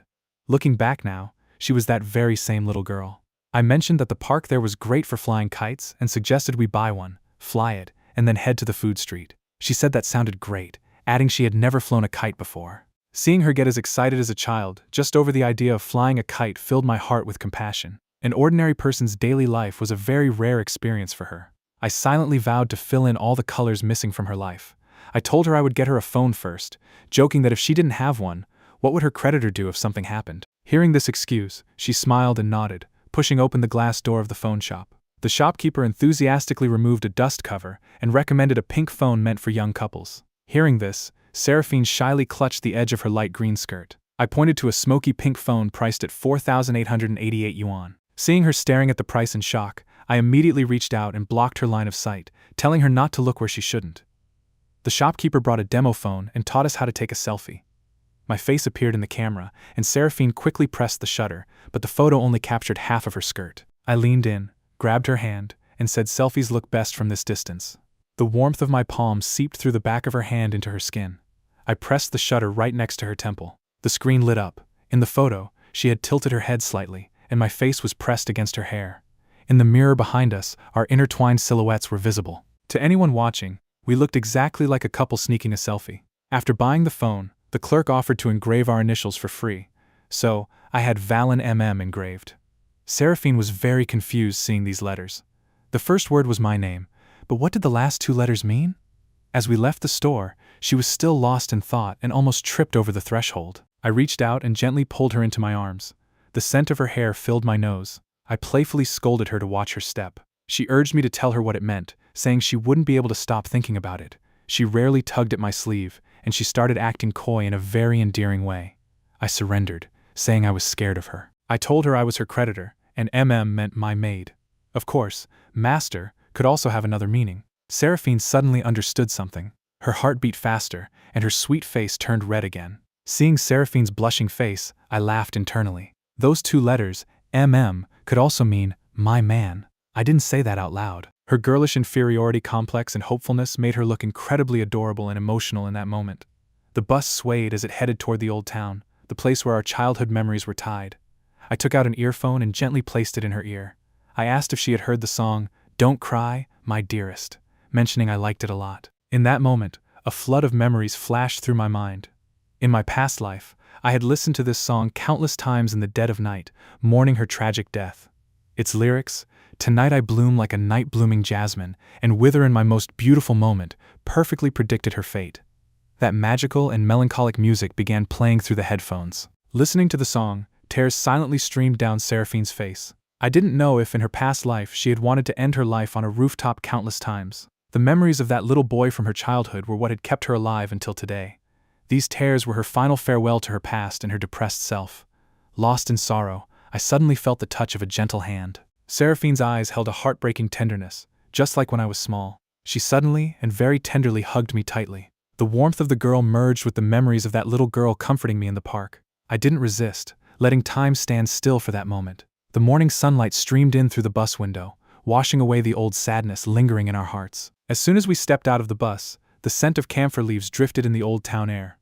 There were breakfast stalls everywhere and the sounds of bicycle bells. Nothing had changed. Walking to the end of the alley to buy a kite, Seraphine followed me like a curious child. We stopped in front of a kite stall, and her eyes instantly fell on a peach-pink butterfly kite. She asked if we should get one each, saying that blue one would go perfectly with the other. I teased her, asking how I would get the chance to touch her small hands if I flew 2 kites. The stall owner was surprised by my flirting. Seraphine covered her mouth and laughed softly, which largely erased her initial hesitation. The spring breeze brushed her face. I ran ahead with the kite, showing her how to fly it. I picked up my pace and ran faster, and under my guidance, the butterfly kite finally took to the sky. Seraphine looked up at the sky. There was a sparkle in her eyes that she had never seen before. I asked if she wanted to try the amazing feeling I was experiencing, and handed her the reel. Suddenly, the wind picked up, and she stumbled. I instinctively wrapped my arms around her from behind. My warm palms covered the backs of her hands. I smelled the scent of jasmine in her hair. She said, Valen, I remember when we were little, you always said clouds were like cotton candy and you wanted to taste them. Now I have found something even better than that, you. Because your smile is just as soft and sweet as cotton candy. As we were exchanging these affectionate words, we suddenly spotted a familiar figure crouching nearby. I asked Draven what he was doing there. Draven froze for a moment. He deflected, laughing and saying it was nothing. While I was waiting, I followed Draven's gaze and saw that he was intensely watching Odette, the girl with a ponytail, who was helping out at her father's barbecue stall. Seeing that girl, I suddenly remembered Draven's tragic story from my past life. In that life, Draven and this girl fell in love. To overcome her father's prejudice due to his notoriety as a school bully, Draven had tried incredibly hard. He cut his hair short, endured immense pain to get his tattoos removed, distanced himself from his bad friends, quit smoking, and even completely cleaned up his appearance. But no matter how much he changed himself, in her father's eyes, he remained a wolf trying to deceive his daughter's feelings. Heartbroken, the girl ran away from home for Draven and started living at his house. Draven's mother, though happy, often advised her to go back and talk to her father. However, the girl's father not only refused to understand but also brought the police to their door. In front of the neighbors, he publicly humiliated Draven for ruining his daughter's reputation and threatened to file a rape case against him. Draven's mother, who was already suffering from severe uremia and other illnesses, was so traumatized by this that she suffered a heart attack and died on the spot. The girl's father was completely stunned. His intention was only to scare Draven, but he never expected it to cost someone their life. A beautiful relationship instantly turned into a blood feud. Draven's mother was his only emotional support. This immense grief and anger forced him to fight back right then and there. Although the girl's father later regretted it and softened, how could Draven betray his conscience and stay with the daughter of the man who took his mother's life? Eventually, they separated. Shortly after, Draven dropped out of school and left the city. Years later, while investigating a case, I found him. He had become a homeless man, barely clothed, sleeping under a bridge. He had lost his mind and just kept repeating one sentence: "There is a killer of his mother, and he wants revenge." This extreme pain had destroyed his ability to think rationally. He forgot how to take revenge and had to spend the rest of his life in madness. The pain in my heart at recalling his foolish state back then was no less than the pain of witnessing Seraphine's tragedy. Therefore, even though the knife in my past life had pointed toward him, I was absolutely certain he was not that kind of ruthless killer. Since God had given me a second chance, I absolutely could not watch this tragedy repeat itself. I planned to give Draven the 100,000 yuan reward I had prepared for the clue about the escaped criminal. With the honorable backing of the police station, the girl's father's prejudice against Draven would definitely decrease significantly. I asked Draven what was wrong. He scratched his head, looking a bit confused, and told me he would explain when we went to school tomorrow. While we were talking, a little boy walked by with his older brother. When he saw me, he froze in place. I said, "Cassiel, bringing your little brother out? What a coincidence. Going shopping?" Cassiel nodded expressionlessly. It seemed he didn't know what expression to show when facing me. His little brother, Kieran, chimed in, saying, "Valen is nice." Kieran was very adorable, and because I had helped his brother, he felt quite close to me. I smiled and patted Kieran's head, telling him he was very nice too, and that he was very obedient. However, Seraphine noticed very astutely that Cassiel's gaze was strange. When I touched Kieran, an uncontrollable impulse and obsession appeared in Cassiel's eyes. He was extremely jealous of his little brother because he was receiving my affection, and he wished he could take his place. This intense emotion made him tremble slightly. Seraphine was frightened by this strange, obsessive look. She couldn't tell if it was deep malice or some kind of unsettling pity. Sensing Seraphine's gaze, Cassiel suddenly turned his head and shot her a piercing look. Seraphine was startled, took a step back, and hid behind me, clutching my sleeve tightly. I looked at Cassiel. He instantly dropped his terrifying demeanor and returned to his lifeless, gloomy self. I couldn't figure out what he was thinking. Cassiel nodded awkwardly, leaning forward slightly, and said, "You guys continue shopping. I'm full. I'm leaving first." I asked in surprise if he was really full, reminding him there was school tomorrow. Hearing this, Cassiel's pupils dilated. He opened his mouth as if he wanted to ask something but ultimately closed it, stating again that he was full and they were leaving. Seraphine looked a bit scared. I quickly led her out of the snack street. As Cassiel's little brother tugged his sleeve, calling out to him, Cassiel tore his gaze away from the corner of the street and gave his family a very rare and tender smile. Seraphine, who was very full, sat on the sofa. I gently rubbed her stomach and sat next to her, taking both her small hands and placing them on her stomach. I explained step by step how to massage her stomach in a clockwise circular motion. Seeing my patient and caring demeanor, Seraphine's face turned red.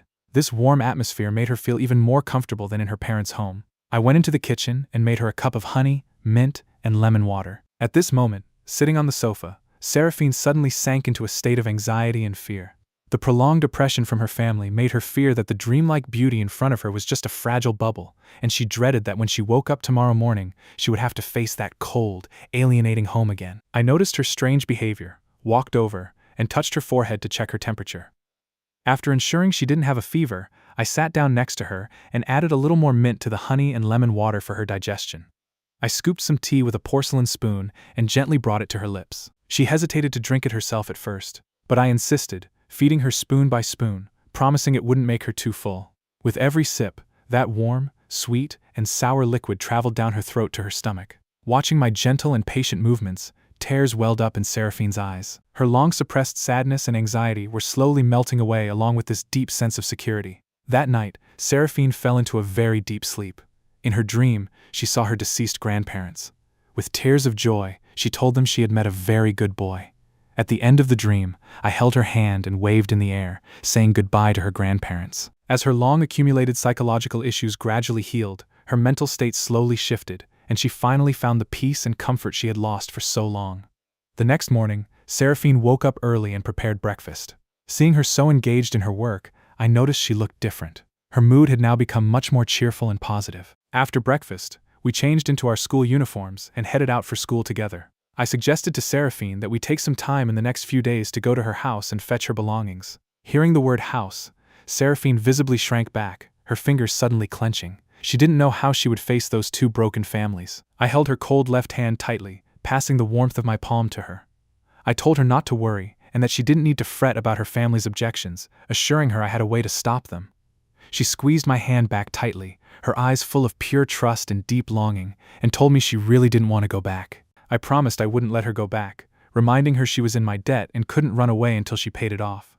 Seraphine smiled and nodded. Having seen the brightest light in her life, she finally had the courage to completely step out of that darkness. The next day, Seraphine and I went to school together. The classroom echoed with the sounds of students reading aloud. As soon as we sat down, our deskmate Fiora approached us with a gossipy attitude. She excitedly mentioned hearing that we went to the night market together yesterday, and that it was very cute, asking if it was true. Seraphine blushed furiously. I reached out and pinched Fiora's cheek, demanding she tell the truth about who told her. While saying ouch, ouch, ouch, she confessed that it was Cassiel's little brother, Kieran, who said I was on a date with a beautiful girl. I reluctantly let go of her cheek. Some boys in the class joined in the teasing after hearing the gossip. I glared at them, and they all quieted down and resumed their morning reading. Just then, a still attractive middle-aged woman suddenly appeared at the classroom door. I looked at her and realized it was Evelis, Seraphine's biological mother. Seeing her, Seraphine's body stiffened, and she subconsciously looked to me for help. The homeroom teacher went to the door, exchanged a few words, and then looked back into the classroom, telling Seraphine her mother was looking for her. Catching my signal, Seraphine took a deep breath, stood up, and walked toward the classroom door. As soon as she stepped out, her mother made an apologetic gesture and said a few words to Mr. Thorne. The teacher understandingly stepped away. I sat in my seat in the classroom, my gaze drifting out the window. Not far from the door stood Seraphine, her eyes lowered and lips pressed tightly together, letting her mother talk incessantly. After a while, her mother said something, seemingly in a cold tone, and then turned and left. Seraphine, who had shown a bit of anger that morning because of my promise, sank visibly into disappointment upon returning to her seat. She looked at me with slight anxiety.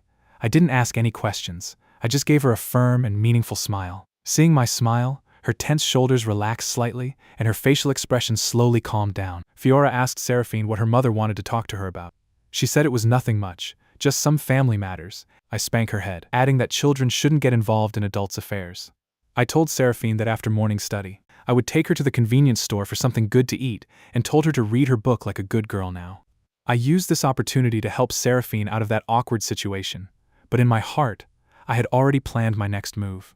Since the shadow of her real family was still looming, I had to gain more leverage to stay with her openly and honestly. Just as the morning study was about to end, I walked straight to the podium and made a request to Mrs. Thorne. She told me that, at this age, I should still focus on my studies. I challenged the teacher to a bet. If I ranked in the top 10 of the class in this week's final exam, she had to allow me to change my seat and sit next to Seraphine. Hearing top 10 of the class, Mrs. Thorne's calm eyes instantly lit up. She wasn't old-fashioned. If I could channel teenage confusion into motivation to work hard, that was actually a plus point for her. She praised my courage and agreed, stating that as long as I made the top 10, she would grant my request. I smiled and made a pinky promise with her. Returning to my seat, I immediately opened my English book and started reading. My deskmate Harry stared at me as if I were a monster and exclaimed, wondering how I suddenly became such a nerd. I ignored him because I knew this was a game I absolutely had to win. As soon as morning study ended, I kept my promise and took Seraphine and Fiora to the convenience store. Fiora picked out 10 yuan worth of snacks, trying to get revenge for me pinching her cheek that morning. Seeing that Seraphine was still not in a good mood, I pulled a lollipop from the shelf and handed it to her. I figured eating something sweet would replenish her sugar levels and make her feel better. I reminded her of what I said that morning, that after school, I would handle everything. Seraphine took the lollipop, took a few deep breaths, and finally gave me a brilliant smile that was no longer a facade. As I stepped out of the store, I saw Draven sitting casually on a flower bed, intensely watching Odette, the ponytail girl who was helping out at the nearby barbecue. He was so absorbed in watching her that he didn't even notice our approach. I told him that if he kept staring like that, sooner or later, someone would mistake him for a stray stalker. Draven snapped out of his thoughts, saw us, and stuttered, referring to Seraphine as my future wife. This made Seraphine's face turn red.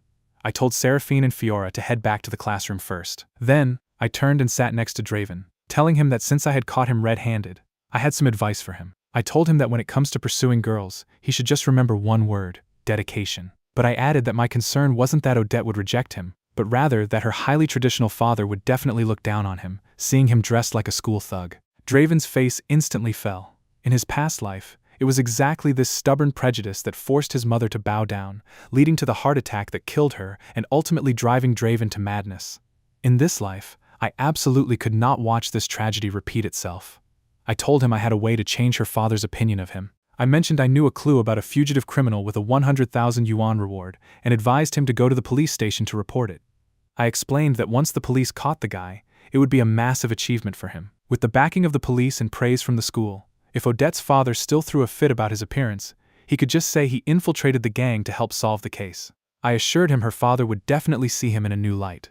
Draven exclaimed that it was a great move, suggesting we split the 100,000 yuan reward. I told him he would get 50,000, which would ease the pressure of his mother's medical treatments and give him more time to pursue girls. I confirmed the information was rock solid and asked if he was in. He declared he would always hold me in his heart like a brother and said he didn't need to say anything more. I had just finalized the plan with Draven when I noticed Odette gathering her courage and walking toward us. I tactfully moved to a corner and secretly watched the 1.8-meter tall Draven. Facing Odette, he was genuinely so nervous, exactly like a schoolboy who had made a mistake, that he even started stuttering. I later found out that Odette had called the police to get him out of trouble. She had thought the school's notorious bully would be a very cruel and terrifying person, but she never expected him to turn out to be a pure-hearted, stuttering boy. Seeing Draven follow the girl, I finally felt a sense of fatherly relief. I turned and saw Cassiel standing quietly a short distance away. I apologized for last Friday night and asked if he was okay. He said he was fine. He handed me my handkerchief, saying he had cleaned it properly and brought it to return it to me. I took back the clean handkerchief, patted his shoulder, and told him he could come to me if he ever needed anything. I turned and walked back into the classroom. As soon as I entered, I snatched the chocolate Fiora had secretly hidden in her drawer. Amidst Fiora's protests, I handed the last piece to Seraphine. Seraphine gently broke the chocolate in half, giving half to Fiora, and the entire classroom filled with youthful energy. Sitting back in my seat, I pulled out my phone and received a fax from my mother, an employment contract for a nanny. The terms of the contract were very clear: a monthly salary of 6,000 yuan, free room and board, and a promise not to engage in any work detrimental to physical or mental health. Looking at the contract, I let out a long sigh of relief.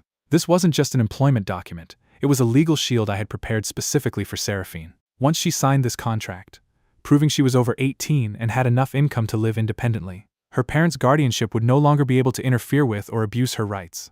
Since those two families couldn't give her love and warmth, I would personally use legal methods to pull her out of that dark swamp. After ensuring the contract was perfect, I sent the detailed information about the fugitive criminal to Draven. Looking at the bright sunshine outside the window, I knew that my new life with Seraphine was finally truly about to begin. After school, as soon as we reached the school gate, Seraphine's body suddenly stiffened, and she took a step sideways, instinctively hiding behind me. I followed her gaze and saw her biological father, 𝐓𝐿𝐼𝐸, standing there. I guessed that since Seraphine hadn't been home for 2 days and her mother couldn't find her at school that morning, she must have gone to look for her father. I told Seraphine that if she wanted to talk to him, she should tell me, and if she didn't want to, I would handle it, urging her not to worry about anything. Seraphine's pale cheeks looked like soft, crushed rice paper in the spring breeze. She took 2 deep breaths, slowly relaxed her tense body, and stepped forward with me. We deliberately ignored 𝐓𝐿𝐼𝐸 and walked straight out of the school gates. We hadn't gone far when we heard footsteps behind us. "Seraphine, wait a minute," 𝐓𝐿𝐼𝐸 demanded. He said her mother told him she hadn't been home for 2 or 3 days and asked what had happened. Seraphine's eyes, however, secretly glanced at me. She pursed her lips, trembling, unable to get a single word out of her mouth. Without any hesitation, right in front of her father, I held her cold hand tightly. This sight stunned 𝐓𝐿𝐼𝐸. Seraphine also looked at him in surprise, her eyes full of fear. She was afraid her father would harm her over this. I retorted, asking him what happened, stating he should know very well what happened. I pointed out that on Friday night, in that heavy rain, she didn't even have a roof over her head, and asked him what he thought had happened. He demanded to know who I was, telling me to let go of her hand and stay away from Seraphine. I criticized his family's terrible temper, saying they would rather watch their own daughter get soaked than let her stay the night, and asked where her home was now. I stated I had no intention of showing any mercy to such a selfish, heartless, and hypocritical person. "You bastard, who do you think you are giving me a lecture?" 𝐓𝐿𝐼𝐸 shouted. He said I had no business interfering in his family matters and demanded I let go of her hand immediately, otherwise he would call my teachers and parents. I calmly agreed, saying I would call my parents right now, adding that I didn't mind if he wanted to get scolded by them too. He accused me of harassing a girl and threatened to call the police if I didn't let her go. I informed him that filing a false police report is a crime that could get him detained, and that government institutions were not his personal bodyguards, telling him to calm down. 𝐓𝐤𝐹 tried to argue but couldn't come up with a solid response. He reached out to forcefully pull Seraphine away. My eyes turned cold, and I grabbed his wrist. The grappling skills I had honed in the police force during my past life made my strength far greater than that of an ordinary high school student. 𝐓𝐤𝐹 groaned in pain. I told him I was going to tell him 3 things and that he should listen carefully. First, Seraphine's custody belonged to her mother. He had no right to forcefully control or touch her, and I demanded he remove his hand. Second, when she needed protection the most, he watched her being forced into the rainstorm, so what right did he have to stand there acting like a hypocrite today? Third, she was an adult and capable of being independent. She didn't need his favors. I concluded by saying we were going to have lunch and bid him goodbye. Shaking off his hand, I warned him that if he dared to bother me again, I would go to his company and put up a banner so his colleagues and superiors could hear how he threw his own daughter out of the house in the heavy rain. I suggested that would definitely affect his promotion. I had hit the weakest nerve of his selfish nature perfectly. 𝐓𝐤𝐹 went blank. He had no words to say. On the way back home, Seraphine kept looking at me. I seemed both familiar and like a stranger to her, because I exuded a maturity that a high school student simply shouldn't possess. I apologized to Seraphine, saying I had lost control of my emotions and insulted her father without considering her feelings. I suddenly felt a bit of regret. After all, he was her biological father, and my confronting him like that might have put her in a difficult position. She said she was very happy, truly very happy, gently squeezing my hand. Her fingers subconsciously traced a design on the back of my hand. She lowered her eyes and said, "The way you stood in front of me, the way you spoke up for me without hesitation. You were just a high school student, yet you had the courage to face my father head on. I am very happy." She looked up, and I saw her eyes were already welling with tears. I pulled out a handkerchief and gently wiped her slightly red eyes, asking why she was crying when she was happy. She didn't say anything, just gave me a very sweet smile. Those tears contained total freedom from the past and the joy of a new life. I called her a silly girl for crying and laughing at the same time, but added there was nothing wrong with crying. Being able to laugh after crying was the best thing. Hearing my gentle words, Seraphine felt as if a massive block of ice on her heart had finally melted. Back home, I scooped 2 bowls of rice from the rice cooker. She protested, saying it was too much taro and pork rib rice and that she couldn't eat it all. I told her there's a kind of hunger called "your boss thinks you're hungry," and told her to eat quietly. I added that even if she weighed 200 pounds, I would still let her stay here.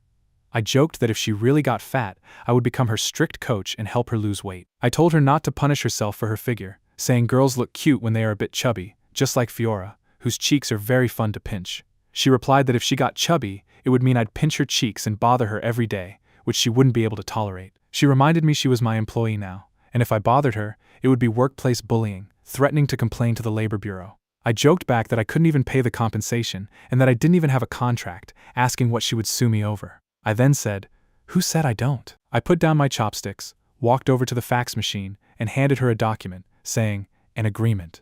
I have already prepared it for you. Sign it after you finish eating." Seraphine looked at the name on the contract with slight surprise. I asked if she had told her mother that this matter was only legal if she signed it, wondering if she had said anything else. She read aloud the condition that if she didn't take good care of me, I would fire her, specifically the clause about taking care of daily needs, like warming the bed if it gets cold at night. She declared it was clearly an unfair contract, noting that such special services required extra pay. Seeing that she was no longer awkward and shy like before, and was even joking with me, I couldn't stop myself from laughing.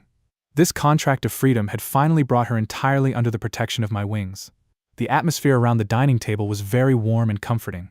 Seraphine flipped through the papers on the table. Initially, she thought it was just a joke, but she was surprised to see the detailed and formal terms within. She asked if I was seriously planning to pay her according to this, noting it was in black and white and that once signed, it would be legally binding. She warned that if I didn't pay her and she sued me, I would have to pay multiple times in damages, saying it wasn't fair and maybe we shouldn't write this contract.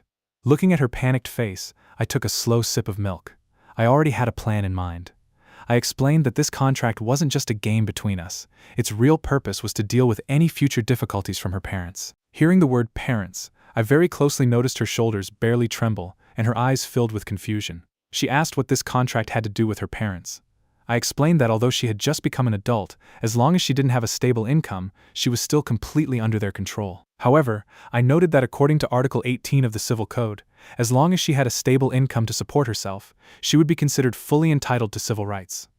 I quickly swiped the screen of my phone, pulled up the relevant legal regulations, and handed it to her. I put it simply. As long as she had this job, she had the right to refuse any kind of pressure and interference from her parents. If they pressured her, she could use the law to protect herself. She asked if it was true.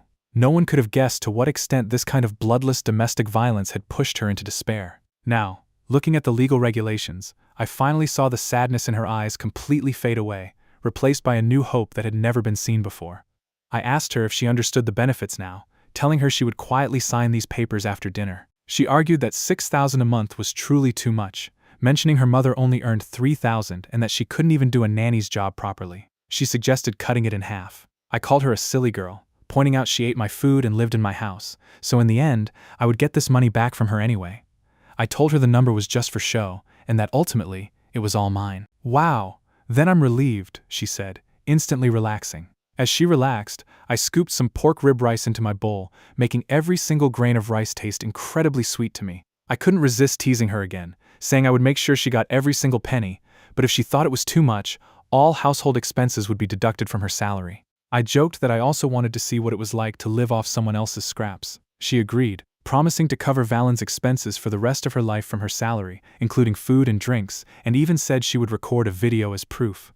After dinner, in a very good mood, she signed the contract. She even playfully kicked me out of the kitchen while humming happily. She put on gloves and joyfully started washing the dishes. Peace settled over the living room again. I suddenly remembered the herb I had brought from my grandparents' house the night before. The elders said placing it under the pillow would help her sleep better. I was so busy yesterday that I forgot. I went into the guest room. The bed was neatly made, and there was a faint fragrance in the air. I walked straight to the window and casually lifted the pillow. My gaze instantly froze. Under the pillow lay a cold fruit knife, resting quietly. My eyes widened in shock. This knife almost perfectly matched the murder weapon described in the forensic report from my past life. This knife was definitely not mine. Ever since she arrived here, completely soaked and homeless, this knife had always been with her. Countless images from my past life rapidly flashed through my mind. Suicide was out of the question because the angle of the wound was completely wrong. But if the murder weapon was truly hers, then all those people I had crossed off my list because they didn't have a weapon. The beaten thugs, the homeless people passing by, the delivery boy, even anyone who walked past me. Since she had the murder weapon, anyone passing through that area that night could have snatched the knife and committed the murder. All my theories up to this point were completely turned upside down in an instant. This meant that the knife, she had always had it. She had finished washing the dishes and was now standing at the door. Seeing me standing numbly, holding the pillow, and then looking at the exposed fruit knife on the bed, her eyes filled with immense terror. She was afraid I would misunderstand. I told her it was okay, and that she didn't need to explain. I said it was a good thing for a girl to be so aware of her safety when she was alone. I hugged her tightly. Feeling her stiffness and helplessness, my deep eyes processed the information of that tangled case from my past life like a madman. In this life, I swore I wouldn't let this tragedy repeat itself. Whether bringing her in, letting her stay here, or finding the knife hidden under her pillow, I didn't care. My way of tolerating and trusting her made Seraphine feel as if something was caught in her throat. She wanted to thank me 1,000 times, but not a single word could come out of her mouth. Something her grandmother had told her began echoing in Seraphine's ears. If you meet the right person in your life, you will definitely find happiness. As a child, she didn't understand why her parents always fought. This was her grandmother's answer. Now, she finally understood. Although many people struggle their whole lives to find this happiness, she considered herself very lucky to have met me. She took a few deep breaths to calm herself. She slowly walked to the bed and quietly placed that fruit knife, which had once given her a false sense of security, into the drawer. She no longer needed that cold object. Back in the living room, I was taking 2 cups of yogurt out of the fridge. Smiling, I peeled the lid off one and brought the frothy lid to her lips. I told her drinking yogurt after a meal was good for health and told her to lick it so as not to waste it. Seraphine just stared at the lid held so close to her face. I was smiling in that warm yellow light. She took the lid in her hand, her ears burning. Like an obedient child, she parted her lips slightly and brought them close to the plastic lid. As her tongue licked the yogurt, that sweet and sour taste spread across her tongue. Watching her lick the yogurt like a cute little cat, I was mesmerized for a moment. I told her I was afraid she wouldn't like the original flavor, so I opened the sweet one for her, asking how it was as I opened my own bottle and drank it in one breath. She noticed the yogurt on my lips, quickly grabbed a tissue paper, and gently wiped it away. Only after doing this did she suddenly realize the slightly romantic atmosphere between us. She quickly backed away, shyly sitting back down on the sofa, holding the bottle with both hands, and drinking slowly. Although she was drinking her yogurt very decently, I knew her entire focus was on me. I was watching her with great interest. My eyes drifted to her slightly trembling knees, which were drawn upward. Her hands were clasped tightly, making her face red. Her bare heels subconsciously rubbed against each other. I noticed her nervousness and found it incredibly endearing. So, I smiled and sat next to her. I asked, "Madam, may I borrow your shoulder to sleep for a while? My stomach is full, and lying down doesn't feel good. It would be nice to sleep leaning on someone." Seraphine shyly agreed. When I gently leaned close to her, the tips of my hair brushed her collarbone, and she instantly went numb, as if her blood had frozen. My breath brushed against her neck, and she just held her breath, trying to match my rhythm. Those 5 minutes felt both very short and extremely long to her.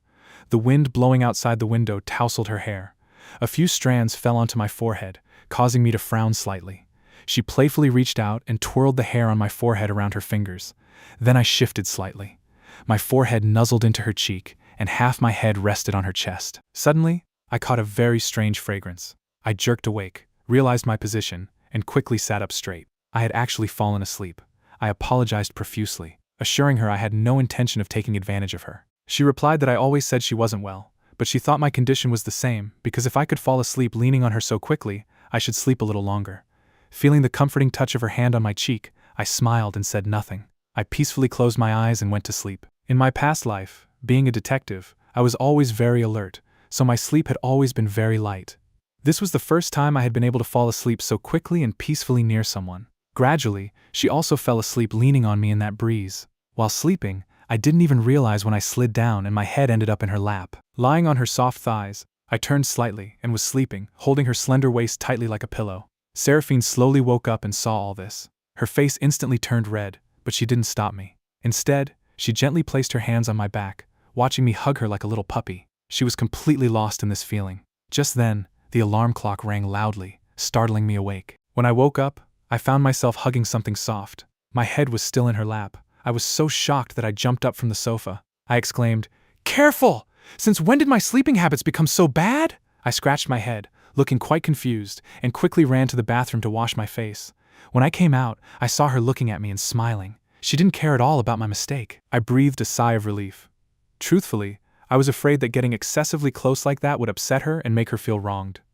Now that I was absolutely certain there was plenty of room for me in her heart, I immediately made a decision.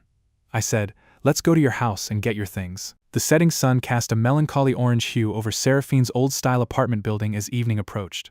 The closer we got to her door, the heavier Seraphine's steps became. In that deathly silent stairwell, her heartbeats echoed loudly. Many people came and went, their eyes repeatedly darting to our faces. "Oh, our Seraphine's boyfriend is quite handsome," teased Mrs. Van as she came down the stairs, a woman who always had a habit of snooping into others' privacy. Seraphine blushed furiously. She didn't answer, just lowered her head further. I ignored those remarks and led her straight to the 4th floor. At that moment, I didn't even realize that she hadn't shown me the way, yet I stopped exactly in front of her apartment door. Arriving in front of apartment 402, Seraphine took out her key. Her hands were trembling so much that she couldn't even find the keyhole. I could guess how heavy the sound of the lock clicking open would be for her.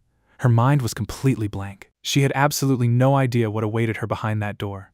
Seeing her standing there numbly and hesitating to open the door, I stepped forward and turned the handle for her. As soon as the door opened, silence filled the house. Seraphine breathed a sigh of relief. Not facing her mother directly calmed her tense nerves a bit. Just when we thought no one was home, a bedroom door suddenly opened, and a boy of about 7 walked out. It was her half-brother, Leo. "Sister, where have you been for so many days?" he asked. "At a friend's house," she replied. She asked where Leo's parents were. Even though her parents weren't good to her, she always considered her little brother family. But whenever she saw him, she remembered her parents' love for him and their neglect of her, leaving her emotions incredibly tangled. "Mom and Dad are at the hospital.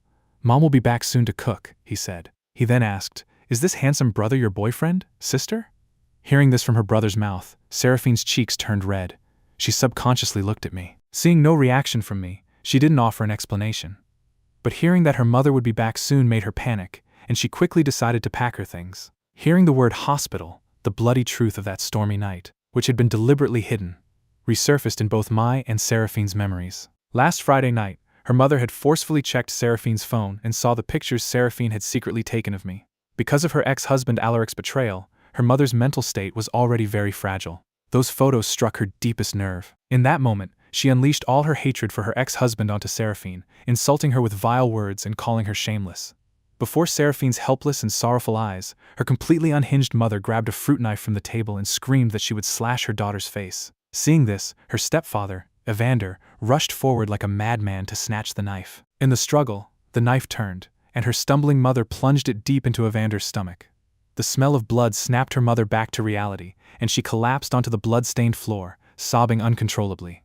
Evander's selfless act to save her from the knife wasn't to save Seraphine, but to prevent his beloved wife from becoming a murderer. He had secretly loved her since childhood, a love that was incredibly obsessive.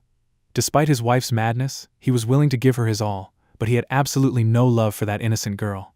Seeing her husband covered in blood, her mother turned, glared at Seraphine with terrifying eyes, and screamed, "You jinx! Get out of here! Go as far as you can, without a single penny!" Seraphine was thrown out of the house into that terrifying, heavy rain. Seraphine shook her head, forcing those cruel memories out of her mind. Seraphine told her little brother to go back to his room and do his homework, then pulled me into her bedroom. She pulled out a pink suitcase and frantically started stuffing clothes into it. I looked around the room, and my eyes fell on a small diary with a lock resting in her drawer. In my past life, I had opened this diary after her death. It meticulously recorded the moments of happiness she had forced herself to save in order to gather the courage to live. In this life, I didn't even touch it.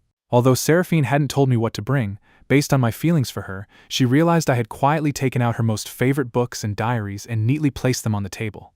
Seraphine waited until she finished packing. When she turned around, she saw that everything I had selected was exactly what she wanted to take with her, and she had left everything else behind. She stood there numbly, a strange feeling welling up in her eyes. So, while she was secretly watching me, I was paying just as close attention to her. After packing all her belongings, Seraphine took out a piece of paper and left a small note. We grabbed the suitcase and walked out of the room. Seraphine placed the note on the dining table and had just turned toward the door when suddenly, the lock clicked and the front door swung open. Her mother stood in the doorway, and the air in the room instantly froze. The hand Seraphine used to hold the suitcase began to tremble violently. Her mother froze in place. Just then, Leo heard the noise, opened the door, and yelled, "Mom, I'm hungry!" This voice shattered the deathly silence. Her mother swallowed her anger and lovingly sent her son back to his room. As soon as the bedroom door closed, her expression turned icy cold. She glared at Seraphine with terrifying eyes. "What is the meaning of all this? You've grown up, you've sprouted wings, and now I can't control you. You found another man and are planning to run away with him, aren't you?" Seraphine bit her lip and remained silent. Those words from last Friday, "Go as far as you can," were still ringing in her ears. "Do you know how hard it was for me to carry you in my belly for 10 months and give birth to you? And you're just turning your back and leaving? Did you even ask me once? Do you have even a shred of respect for me?" Tears filled Seraphine's eyes.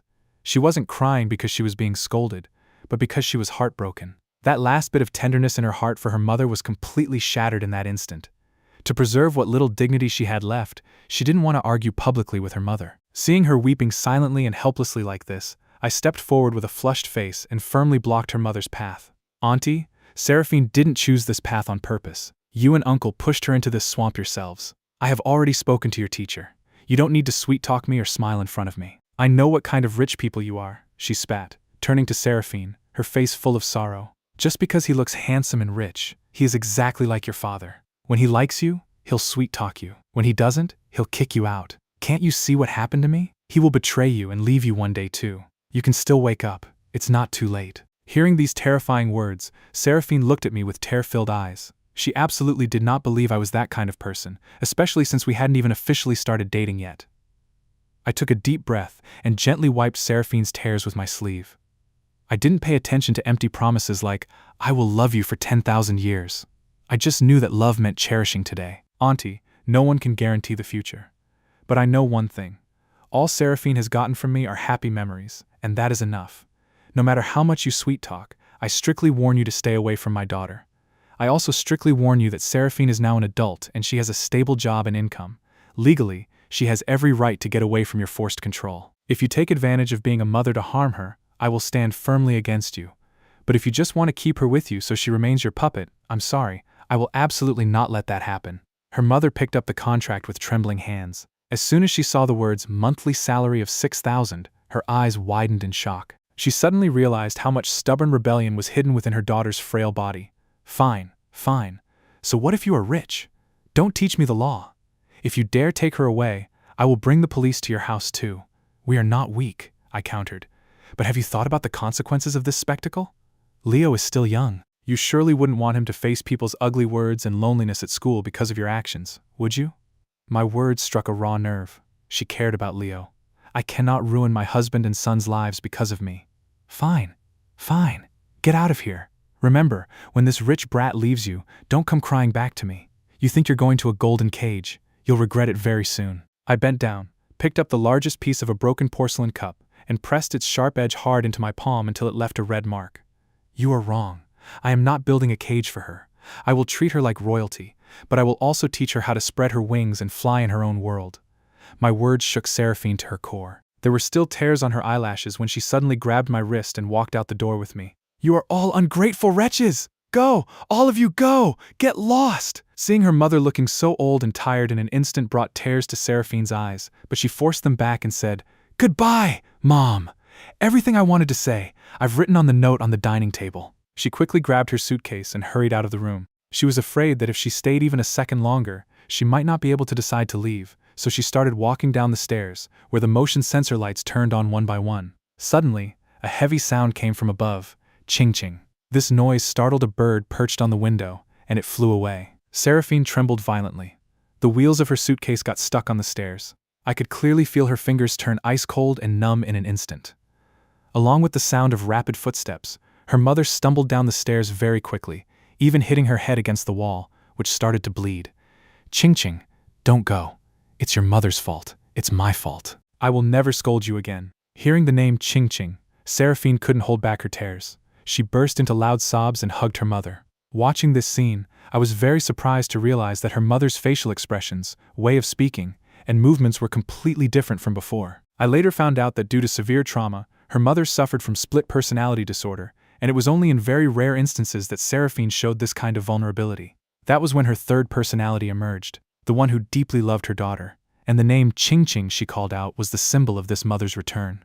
Seraphine thought, I still have to go. I really won't be able to live without you.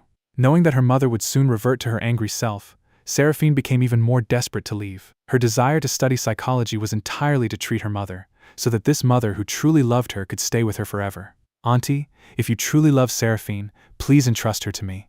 I promise I will never let her suffer any pain. There's no flaw in me. This girl was just born the type who never shares her pain with anyone. Please take good care of her, her mother said, bending down and tightly grasping Seraphine's in my hands. Her hands were as cold as ice, yet they transferred warmth to our skin. She touched the 𝐓𝐢𝐓𝐷 keychain on Seraphine's suitcase one last time and waved us off with immense love. Seraphine looked back every 3 steps. Her tears had been replaced by a comforting smile. Completely dropping her guard, Seraphine was as excited as a newborn bird. She held her suitcase in one hand and gripped my hand tightly with the other, leaning happily against me. Her gentle touch on my hand affected me too, and I couldn't stop myself from smiling. Even the taxi driver noticed her transformation and joked that she must have hit the jackpot. But I was feeling a strange unease. Before getting into the car, I had clearly felt someone secretly following me. What are you looking at? She asked. Nothing, I smiled and shook my head. Was it really just my imagination? Suppressing my suspicions, I looked out the window one last time. The bell for evening study had just rung, and the scent of book ink and the faint sounds of pages turning echoed through the classroom. Seraphine sat to my right, carefully correcting her notebook of mistakes. Since leaving that suffocating house that afternoon, she had completely transformed, like a plant finally seeing the sunlight. I felt much lighter, too, but I couldn't relax. Ever since I stepped out of the taxi, it felt as if a poisonous snake was glaring at me, and this feeling followed me like a shadow. My 10 years of police experience told me that the stalker had followed us all the way into the school. I pretended to casually twirl a piece of carbon paper in my hand, but my eyes were locked on a shadow reflected in the glass of the classroom's front door. The motion sensor lights in the corridor hadn't turned off, which meant someone was standing in the camera's blind spot, quietly staring at us. Valen, I think I made a mistake calculating the friction. Could you help me look at this? She leaned in close, carrying a faint citrus scent. I took the scratch paper. But just then, my eyes caught the glass of the front door, where a shadow in a black raincoat flashed by. The shadow quickly hid behind the wall. You didn't consider the static friction of the shoe's surface. But don't worry about this question right now. Listen to me, all of you. For the next 5 minutes, no matter what happens, stay in your seats and do not move, I said. What happened in the classroom? Where are you going? Don't be afraid. I am going to catch that stalking creditor who followed us all the way here. Remember, This classroom is the safest place for you because there are many people here. Wait for me to come back." Without giving Seraphine a chance to ask anything else, I suddenly stood up, pushed my chair back, and walked out the back door of the classroom. The moment I stepped into the corridor, all the softness on my face vanished, replaced by the signature ruthlessness of that detective captain from my past life. A name that made serial killers tremble. I deliberately took heavy steps, heading toward the most deserted part of the corridor, the laboratory building. The lighting there was quite dim, and the cameras had been broken for a long time. If the stalker wanted to make a move, it was the perfect place to hunt, and that's exactly what happened. As soon as I reached that cold, dark corridor connecting to the laboratory building, I heard very faint, deliberately suppressed footsteps behind me. The sound of rubber shoes scraping against the terrazzo floor echoed in the empty corridor. I smiled to myself, thinking, the prey has fallen into the trap. I suddenly pushed open the wooden door of the old chemistry lab, slipped into the blind spot behind the door, and held my breath for 10 seconds. A rough hand slowly pushed the door open, and a faint beam of a flashlight pierced the darkness. This was the exact right moment. Like a cheetah, I grabbed the person's wrist from behind the door, locked it perfectly with my left hand, and pushed him outward with all my might using a forceful strike from my knuckles. With a painful scream, the flashlight crashed heavily onto the floor. Without hesitation, I grabbed the back of his head with my right hand and, using the momentum of his forward fall, drove my knee straight into his face. This close-quarters combat was incredibly fast and precise, a completely devastating attack. The stalker instantly lost all strength to resist and collapsed onto the floor, writhing in pain. I planted my foot on his chest, pinning him to the ground. I then bent down, picked up the flashlight, and shined the beam directly onto his face. When I saw that face contorted in pain, my eyes widened in shock. The man lying on the floor was Seraphine's stepfather. This was the same man who had taken a knife to his own stomach to save his crazy wife on that stormy Friday night. His wound was still healing, and he was covered in sweat, yet his bloodshot eyes were fixed on me. A sharp knife had fallen out of his raincoat pocket. "Uncle, you are still recovering in the hospital. Instead of resting with your wife, why are you stalking me in the school wearing these clothes and with that unhealed wound? What do you want? Why are you protecting her like this?" After you left this afternoon, her mother completely broke down in the hospital and kept banging her head against the bed rails. If the doctor hadn't arrived in time and given her a sedative, she wouldn't have survived. As long as Seraphine is in this city, my wife will never get better. She has to disappear from this city entirely. I want to see her dead. Seeing Evander's unhinged state, all the suspicions from my past life rushed back in an instant. On that stormy night in my past life, wearing a raincoat and completely avoiding all cameras, the real killer who ruthlessly murdered Seraphine in that dark alley wasn't some thug. It was this stepfather who had gone mad for his wife. Did he, just like today, disregard his injuries and sneak out of the hospital that night to stalk and kill Seraphine? Without hesitation, I called the police. For attempting to attack me with a knife, I had Evander put into a police car. But even watching that police car speed away, my heart was very heavy, and I couldn't relax. The next morning, using my father's connections in the city under the guise of checking my injuries, I took half a day off. Under that pretext, I entered the surveillance room of the city hospital. "Excuse me, please pull up the CCTV footage of the emergency operating room corridor between 8 p.m. and 10 p.m. last Friday night." The screen flickered and skipped to 8:15 p.m. Seraphine's stepfather was rushed into the operating room covered in blood at 8:40 p.m. The red light of the operating room stayed on. Several nurses rushed in and out to fetch blood bags. At 9:20 p.m., he was wheeled out of the operating room with tubes attached to his body and shifted to the ICU.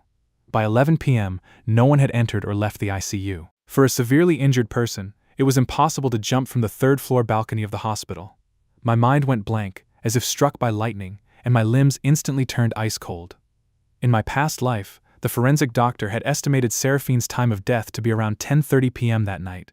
This was evidence that could not be refuted. On that stormy night in my past life, this man was lying on an operating table. It was impossible for him to be in that alley stalking Seraphine. If the killer wasn't her stepfather, then who was it?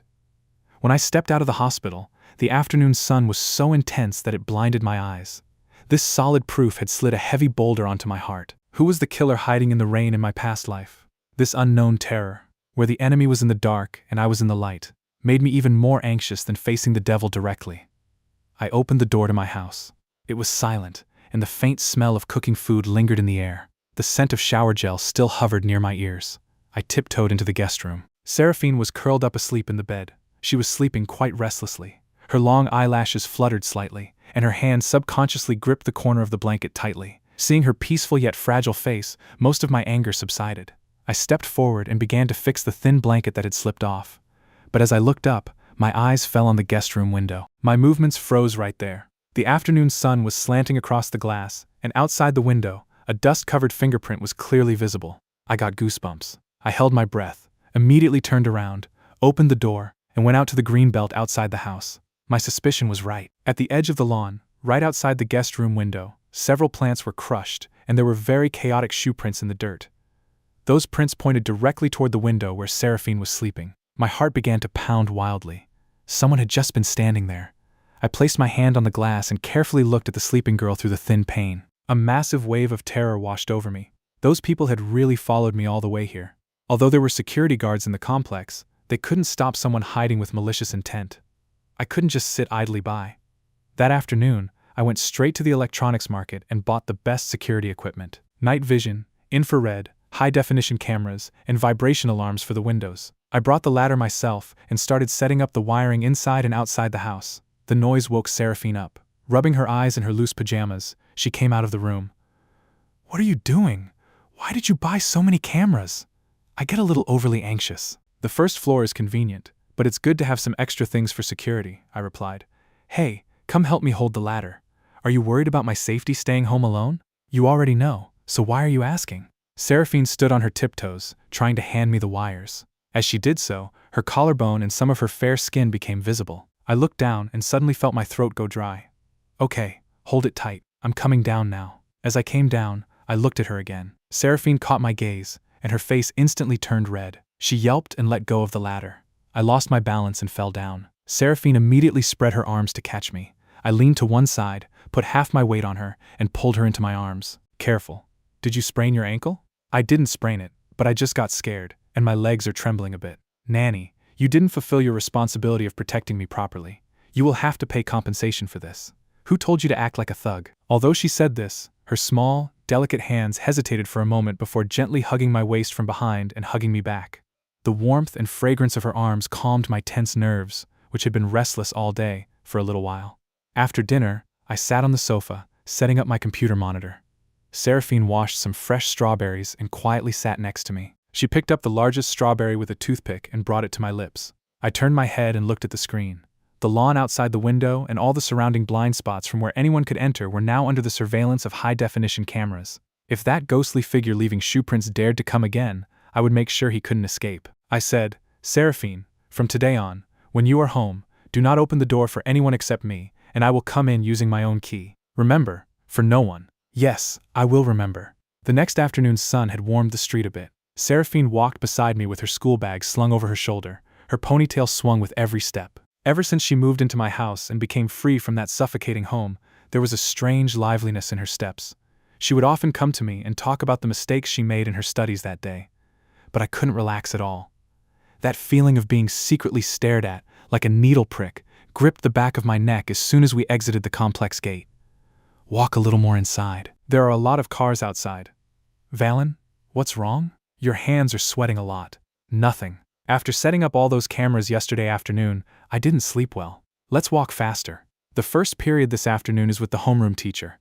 If we're late, we'll get scolded." On the surface, I looked completely calm, but my eyes were scanning the roadside shops, the green belt, and even the mirrors of cars parked across the street like a radar. There were many people there, and those eyes were very cunning. The situation was so chaotic that it was hard to spot that hidden rat immediately. But I knew he was nearby. As soon as I entered the school gate, Draven's familiar voice echoed from the shadow of the building. He ran up to me, his face red and looking incredibly excited. "Valen, you're amazing! The clue you gave about that wanted criminal actually worked. The police station is in an uproar. Everyone says that bastard is incredibly dangerous. He's wanted in 3 states and has several murders on his head. Did they catch him?" As I said this, Draven's excited face suddenly dropped. "That place is really weird. The police had completely sealed off the old town. There was 3-layer security, so no one could even get close. But it turns out that guy vanished into thin air. I heard he has incredible counter-surveillance skills. Just minutes before the police arrived, he jumped into a dirty sewer and escaped through the drains." My heart pounded. Draven's words were like a cold blade that instantly shattered all my misconceptions. That serial killer from my past life, although not directly linked to Seraphine's death, was a very ruthless and cunning psychopath. His escape from such a heavy police cordon meant he was hiding in some dark corner of this city, like a frightened wild animal. I remembered the dust-covered fingerprint outside the window and those shoe prints on the lawn. Because the real killer from that rainy night in my past life hadn't been exposed yet. Could the person who came spying on my window in the afternoon be that dreaded killer? Did he choose my house, which looks like a rich man's house, as a hiding spot to evade the police? Or was he spying to take revenge on the person who tipped off the police about him? Draven, listen to me carefully. For the next few days, don't go anywhere except school and the hospital. What happened, Valen? I got the reward money, and I was going to throw you a party. The color of your face. That wanted criminal isn't just a murderer. He's a psychopath with no limits. You provided the clues and took the money. As soon as he gets wind of it and finds out you told the police, he will come after you and Auntie first for revenge. No, it can't be that bad. After all, we're from this generation too. He has more blood on his hands than you've seen in your entire life. Stop talking nonsense. After school, go straight to the hospital and lock the ward door from the inside. Even if God calls, don't come out. Understood? Brother, don't scare me. My life has no value, but my mother won't be able to handle all this. After sending Draven away, I stood in the darkness of the corridor. Watching Seraphine studying peacefully in the classroom, a shiver ran down my spine. The suspicion on Evander had been cleared, but the real killer from that rainy night was still hiding somewhere in the dark. And now another serial killer was on the loose. These two unknown terrors of death were entangling and tightening around us. I touched the phone in my pocket, where the surveillance program of my house was running quietly. Whoever those shoe prints outside the window belong to, if you dare to come, I will make you pay a heavy price. After evening study, Seraphine and I were returning home together. Although the night breeze was a bit cold, she felt quite safe being with me. She kept chirping, telling me funny things that happened in class. As soon as we reached home, Seraphine took the initiative, put on an apron, and went into the kitchen. Soon, 2 piping hot bowls of tomato and egg noodles and some side dishes appeared on the table. Valen, taste this. I also made your favorite fried egg today. I deliberately made the edges a bit crispy. Even if you made poison, I would eat it all. You're talking nonsense again. Eat quickly. The noodles will get ruined. In that warm yellow light, her slightly flushed cheeks looked very cute and soft. I ate the food with great relish. Relishing these few moments of peace, Seraphine went to the bathroom to take a shower after dinner. The sound of running water began. I leaned on the sofa, took out my phone, and turned on the courtyard surveillance system I had set up just today. On the screen, with the help of the night vision infrared light, the green belt around the house was clearly visible. I casually started watching the evening video playback. Suddenly, my eyes froze on the screen. Around 6 p.m., even before we arrived home, a strange man wearing a baseball cap wandered in the green belt outside my yard for about 10 minutes. He even tried to peek inside the window several times. I immediately zoomed in on the image to look closely at the man's face. He was a bit chubby, and his eyes were droopy. I instantly recalled the police wanted poster in my mind. This wasn't him. The wanted criminal was a skinny man with prominent cheekbones. If this wasn't the escaped criminal, then where did this rat come from? Was this the same real killer from my past life doing reconnaissance? This realization that the enemy was in the dark while I was in the light made me very anxious. An escaped serial killer, the unknown murderer from my past life, and now another stranger keeping an eye on us in broad daylight. I felt as if I was trapped right in the middle of a massive black vortex. It was 1 a.m., and a deathly silence had fallen over the entire complex.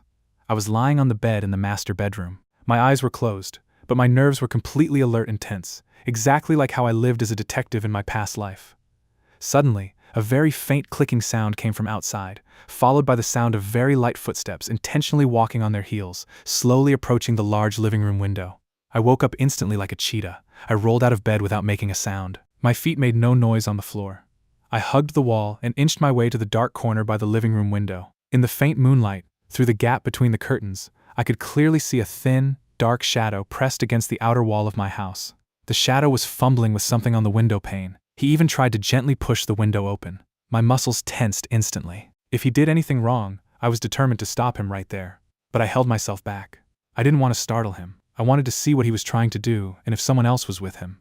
Time passed, and the shadow stayed outside the window for about 2 to 3 minutes. It seemed he realized the window was locked from the inside, or perhaps he sensed some danger. He stopped abruptly, turned, and quickly disappeared into the darkness of the complex's green belt. My first instinct was to open the door, run out, and catch him. But as I touched the door handle, my hand stopped. I turned and looked at the firmly closed guest room door. Seraphine was still fast asleep inside.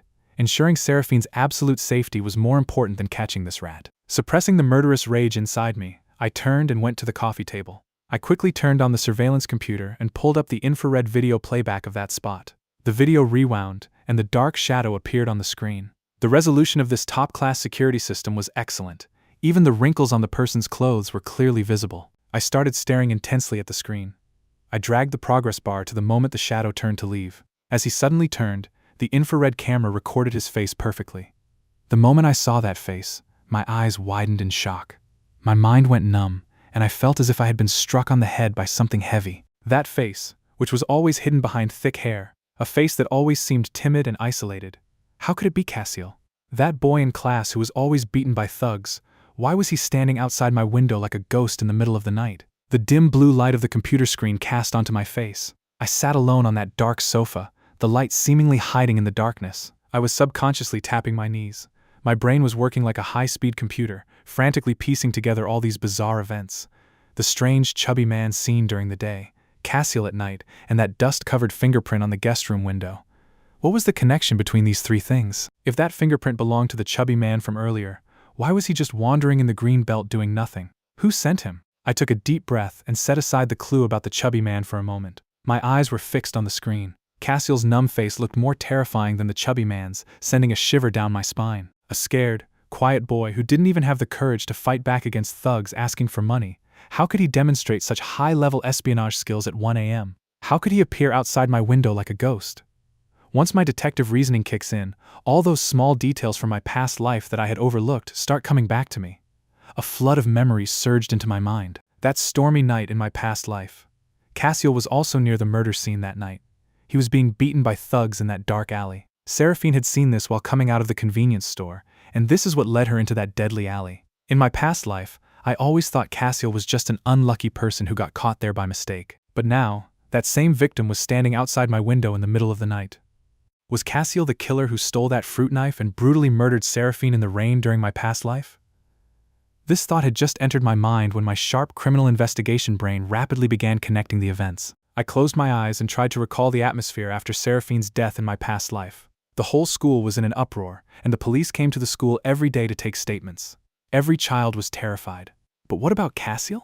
In the days following Seraphine's death, 𝐂𝐲𝐿 would sit in a corner like a ghost. He showed no panic or fear. There wasn't even a single emotion on his face. His calmness was like a frozen pond. No, I understand criminal psychology very well. Faced with such intense police presence and interrogation, it was impossible for him to remain completely calm. Behind that false calmness lay a terrifying psychological strength and incomprehensible cunning. A boy who trembles in fear just from being beaten and cursed at, how could he possess the resilience of a psychopathic killer? If he was truly that cunning, then his timid and submissive behavior at school was just an act. He was like a venomous snake hidden in a flock of sheep, quietly observing everything with utter ruthlessness. The clock on the wall ticked, and I felt a chill within me. If 𝐂𝐲𝐿 was indeed the ruthless killer from my past life, then his arrival here tonight, did it mean he had chosen Seraphine and me as his prey in this life too, and was playing games with us? Whatever hides behind that mask, whether you are human or a ghost, I will expose you. I stood up, went to the guest room door, and gently checked if it was locked from the inside. Hearing Seraphine's peaceful breathing from inside, I clenched my fists. This time Baum is present in the classroom. I cannot just leave him be. I decided to go to school tomorrow. I must find 𝐂𝐲𝐿. I have to tear off the mask from his innocent face and get to the very bottom of the truth about that stormy night and tonight. The morning sunlight filtered through the balcony lattice, scattering its golden rays on the wooden floor. I opened the bedroom door. The sizzling sound of frying bacon came from the kitchen, accompanied by the aroma of toasted bread. Seraphine was wearing a white sweatshirt. She stood on her tiptoes, doing something on the glass counter. The golden sunlight highlighted her slender, lovely face. This sight was so beautiful that I forgot all the terrifying things from last night for a moment. You're up? Go wash your face. The sandwich is almost ready. I added some extra cheese today, which you really like. You are so good. Whoever marries you will be very lucky. Teasing me early in the morning. Go wash your face. After washing my face, I sat at the table. I watched her take small bites of the sandwich. A bit of white salad dressing accidentally got on the corner of her lips.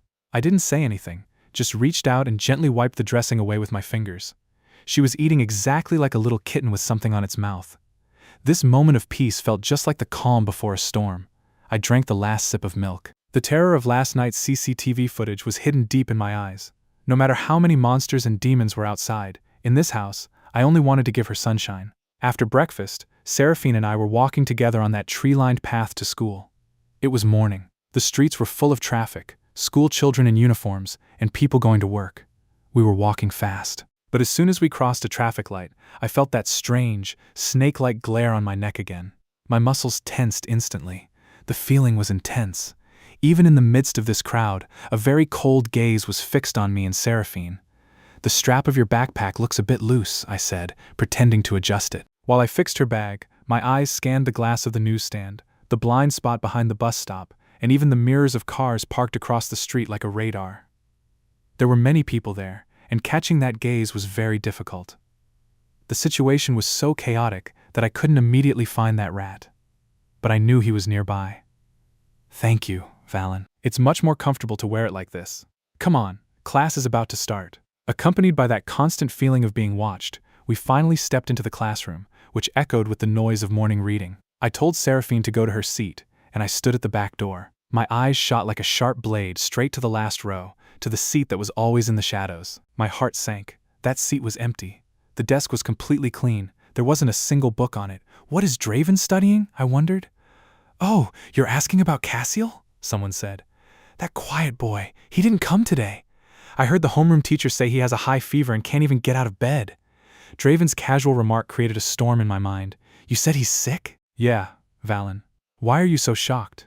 He gets beaten up all the time, so him falling sick isn't a big deal, right?" I left Draven and slowly walked back to my seat. My hands were already sweating. At 1 a.m., he was outside my window like a ghost, executing high-level espionage. This morning, on our way to school, we constantly felt a very dangerous, stalking gaze. And now he has a high fever and didn't come to school. All these clues suddenly connected. A very terrifying truth was emerging. If he didn't come to school, where would he be now? The answer was almost clear. The person staring at us on the street this morning is now hiding in the dark, stalking us like a venomous snake. He is 100% the unknown killer who stole that fruit knife and brutally murdered Seraphine in my past life. The psycho who came to my window at night and stalked us on the street in the morning. He was now morphing in my mind into that pale, timid face hidden behind thick hair. What secret lay behind this? As soon as the school bell rang, I took Seraphine to the class directory. 𝐓𝐲's apartment address was in a very ordinary residential complex. Although it was a bit old, the environment was quite clean. I went to the 3rd floor and knocked on the security door, but there was no answer. I was just pondering this when an elderly neighbor came out with a trash bag. "Stop knocking," she said. "Looking for 𝐓𝐲's family? They left here very early this morning, before dawn. They had many bags, big and small. They said there was an emergency at a relative's place in the village, so they left this apartment." "Auntie, you mean they left before dawn?" "Yes, around 5 a.m. Their truck made a lot of noise. I also thought they were being too loud. The elderly woman's words fell on my head like ice water. They left before dawn? Then what happened today?" This morning when I was coming to school with Seraphine, I constantly felt that terrifying sensation of being watched. If that wasn't 𝐓𝐲, then who was it? My mind started racing, and cold sweat broke out on my back. If it wasn't 𝐓𝐲 following us this morning, that meant besides 𝐓𝐲 touching my window last night, someone else was also staring at me in broad daylight. Was it the chubby stranger seen during the day? Was it the escaped serial killer? Or was it the real killer from that rainy night in my past life? I suppressed my panic, grabbed Seraphine's hand, and decided to take her home first to figure out what to do next. But when we reached the door of our house, we saw an uninvited guest standing in the corridor. It was a middle-aged man wearing an expensive suit, his hair neatly styled. There were wrinkles on his forehead, his face was pale, and he was pacing back and forth. His demeanor exuded a strange authority and suppressed anger. When I recognized him, Seraphine, who was standing next to me, went numb and tightly gripped my hand in fear. "Seraphine, do you even know that I am your father?" 𝐓𝐤𝐼𝐷 stepped forward and pulled Seraphine away from me. "Seraphine, do you know what you are doing? Your mother is still in the hospital. Her condition is bad due to illness, and you just left her like that. Not only that, you are a young girl. At such a young age, you have moved in with a boy outside. What will people say?" Hearing this harsh scolding from her father, Seraphine's eyes instantly turned red. But this time, she didn't step back. Instead, she freed herself from 𝐓𝐤𝐼𝐷's grasp. "What right do you have to scold me? You were the one who left my mother first. If it wasn't because of you, she wouldn't be in this condition today. What do you know about adults' matters? Have I given you any less money for your expenses every month? Now your mother is sick, and you ran away. Pack your things and let's go home immediately. I will not let my daughter endure such infamy outside. I won't go. I have nothing to do with you, and I will not step through the door of your house. I will figure out a way to treat my mother myself. You don't need to worry about it." Enraged, Alaric tried to grab Seraphine's hand by force. I stepped forward and stood like a wall in front of Seraphine, looking into Alaric's eyes with extreme coldness. Uncle, Seraphine has made it very clear. She doesn't want to go with you. Forcing her like this might not end well for you. Valen, don't think that just because your family has some influence in the city, you can kidnap my daughter like this. This is our family's matter. He looked at Seraphine, whom I was firmly hiding behind me, and then met my cold, dangerous gaze. After weighing everything, he abandoned the thought of taking Seraphine by force. Valen, listen to me carefully. If she gets even a single scratch because of you, my family will make you pay a heavy price for it. Seraphine, answer me, Alaric said, glaring at Seraphine. With the heavy sound of his leather shoes, Alaric turned, full of anger and helplessness, and walked out of the corridor. Watching him leave, I brought Seraphine inside the house and locked the security door. Seraphine was still a bit sad and quietly went to the kitchen to get water. I sat on the sofa, the wrinkles on my forehead deepening. Alaric's act of saving his daughter seemed very strange to me. Something was wrong. He had ruthlessly abandoned his daughter years ago, never caring for her, and didn't even show his face when her mother went mad. So why was he suddenly standing at my door today, acting so concerned about his daughter's life? I suppressed my unease, my suspicions vanished, and I casually clicked on the computer screen connected to the security cameras. As the screen lit up, my eyes widened in shock. It was the same chubby man, the one with droopy eyes who appeared in last night's footage. He had returned to the green belt below my apartment. Hiding behind an electricity pole, he was staring suspiciously at my window. Death has come for you, walking right up to my door. Today, I'll skin you alive. I immediately took out my phone and called Draven, who lived nearby. Draven, grab your weapons and come downstairs. I want us to surround him from both sides so he can't escape. 5 minutes later, panting heavily, Draven reached the other end of the alley. I signaled him, and we surrounded the man from all sides. I lunged at the chubby man from the right. Just as he was about to run, Draven blocked his path. I jumped from behind and delivered a powerful kick to the back of his knee. The chubby man screamed and fell to his knees. I twisted his arm and forcefully scraped his face against the rough wall. I've been following you for 2 days. Who sent you? Oh, brother, let me go. I haven't done anything. If you haven't done anything, then what are you doing here? Tell the truth, or I'll break all your teeth today. I'm telling the truth. 3 days ago, a masked woman came to me. What did she ask you to do? Murder or kidnapping? You were the one following us this morning. No, brother. I don't have the courage to do anything illegal. That woman just gave me your photo and address and told me to keep a daily record. What time you leave and come home? Is there any other adult at home? I swear I absolutely did not follow you on the street. My job was just to hide outside this complex and note the times. Aha! What does he look like? Who is he? I really don't know. She gave me money and then disappeared. She didn't leave any number either. Brother, I'm just trying to earn my living. I'll give you all the money back. Please let me go. I looked deeply into the chubby man's eyes. 10 years of criminal investigation experience told me he wasn't lying. He really was just a pawn being used. The clue broke completely once again. I let him go, and the chubby man stumbled and ran out of the alley. Draven stood beside me cursing, but I felt an overwhelming exhaustion and disappointment. The persistent stalker wasn't this chubby man, nor was it 𝐓𝐸𝐴𝐵, who had moved away overnight. The real killer was still hiding like an invisible ghost. The person who paid this chubby man was simply trying to understand our routine, which meant they were planning a very dangerous plot. After sending Draven back, I returned home alone. Seraphine was already asleep. I collapsed on the sofa in exhaustion, rubbing my aching forehead. I looked at the security camera mounted on the wall. Everything looked normal outside the window by the first-floor gate on the complex's main road. Wait. My eyes suddenly darted to screen number 2. This was the built-in infrared camera above the door meant to monitor the corridor's blind spots. When I installed and tested it myself yesterday, the red metal box of the fire hydrant was clearly visible on the lower right side of the screen. But now, the camera had rotated about 15 degrees to the left, and that box was completely out of the frame. In its place, a massive blind spot had formed at the edge of the door. My blood froze. Someone had tampered with my camera. This couldn't have been caused by the wind. The camera was firmly screwed to the wall. Just now, when Draven and I went downstairs to catch the chubby man, it was only a 10-minute window. Within those 10 minutes, someone quietly came to my door and, very professionally avoiding the camera's direct line of sight, deliberately rotated it to create a blind spot. It truly was a devil crawling in the dark, and he had been right outside my door just moments ago. I sat alone on the living room sofa, staring at the screen of the camera that had been rotated to create a blind spot. My mind was racing, processing everything that happened throughout the day. The strange chubby man during the day, the dust and fingerprints outside the second-floor window, the ghostly shadow sneaking around at night, and now the person who quietly rotated the camera. All these things were connecting, and my biggest suspicion was still on 𝐂𝐲𝐽.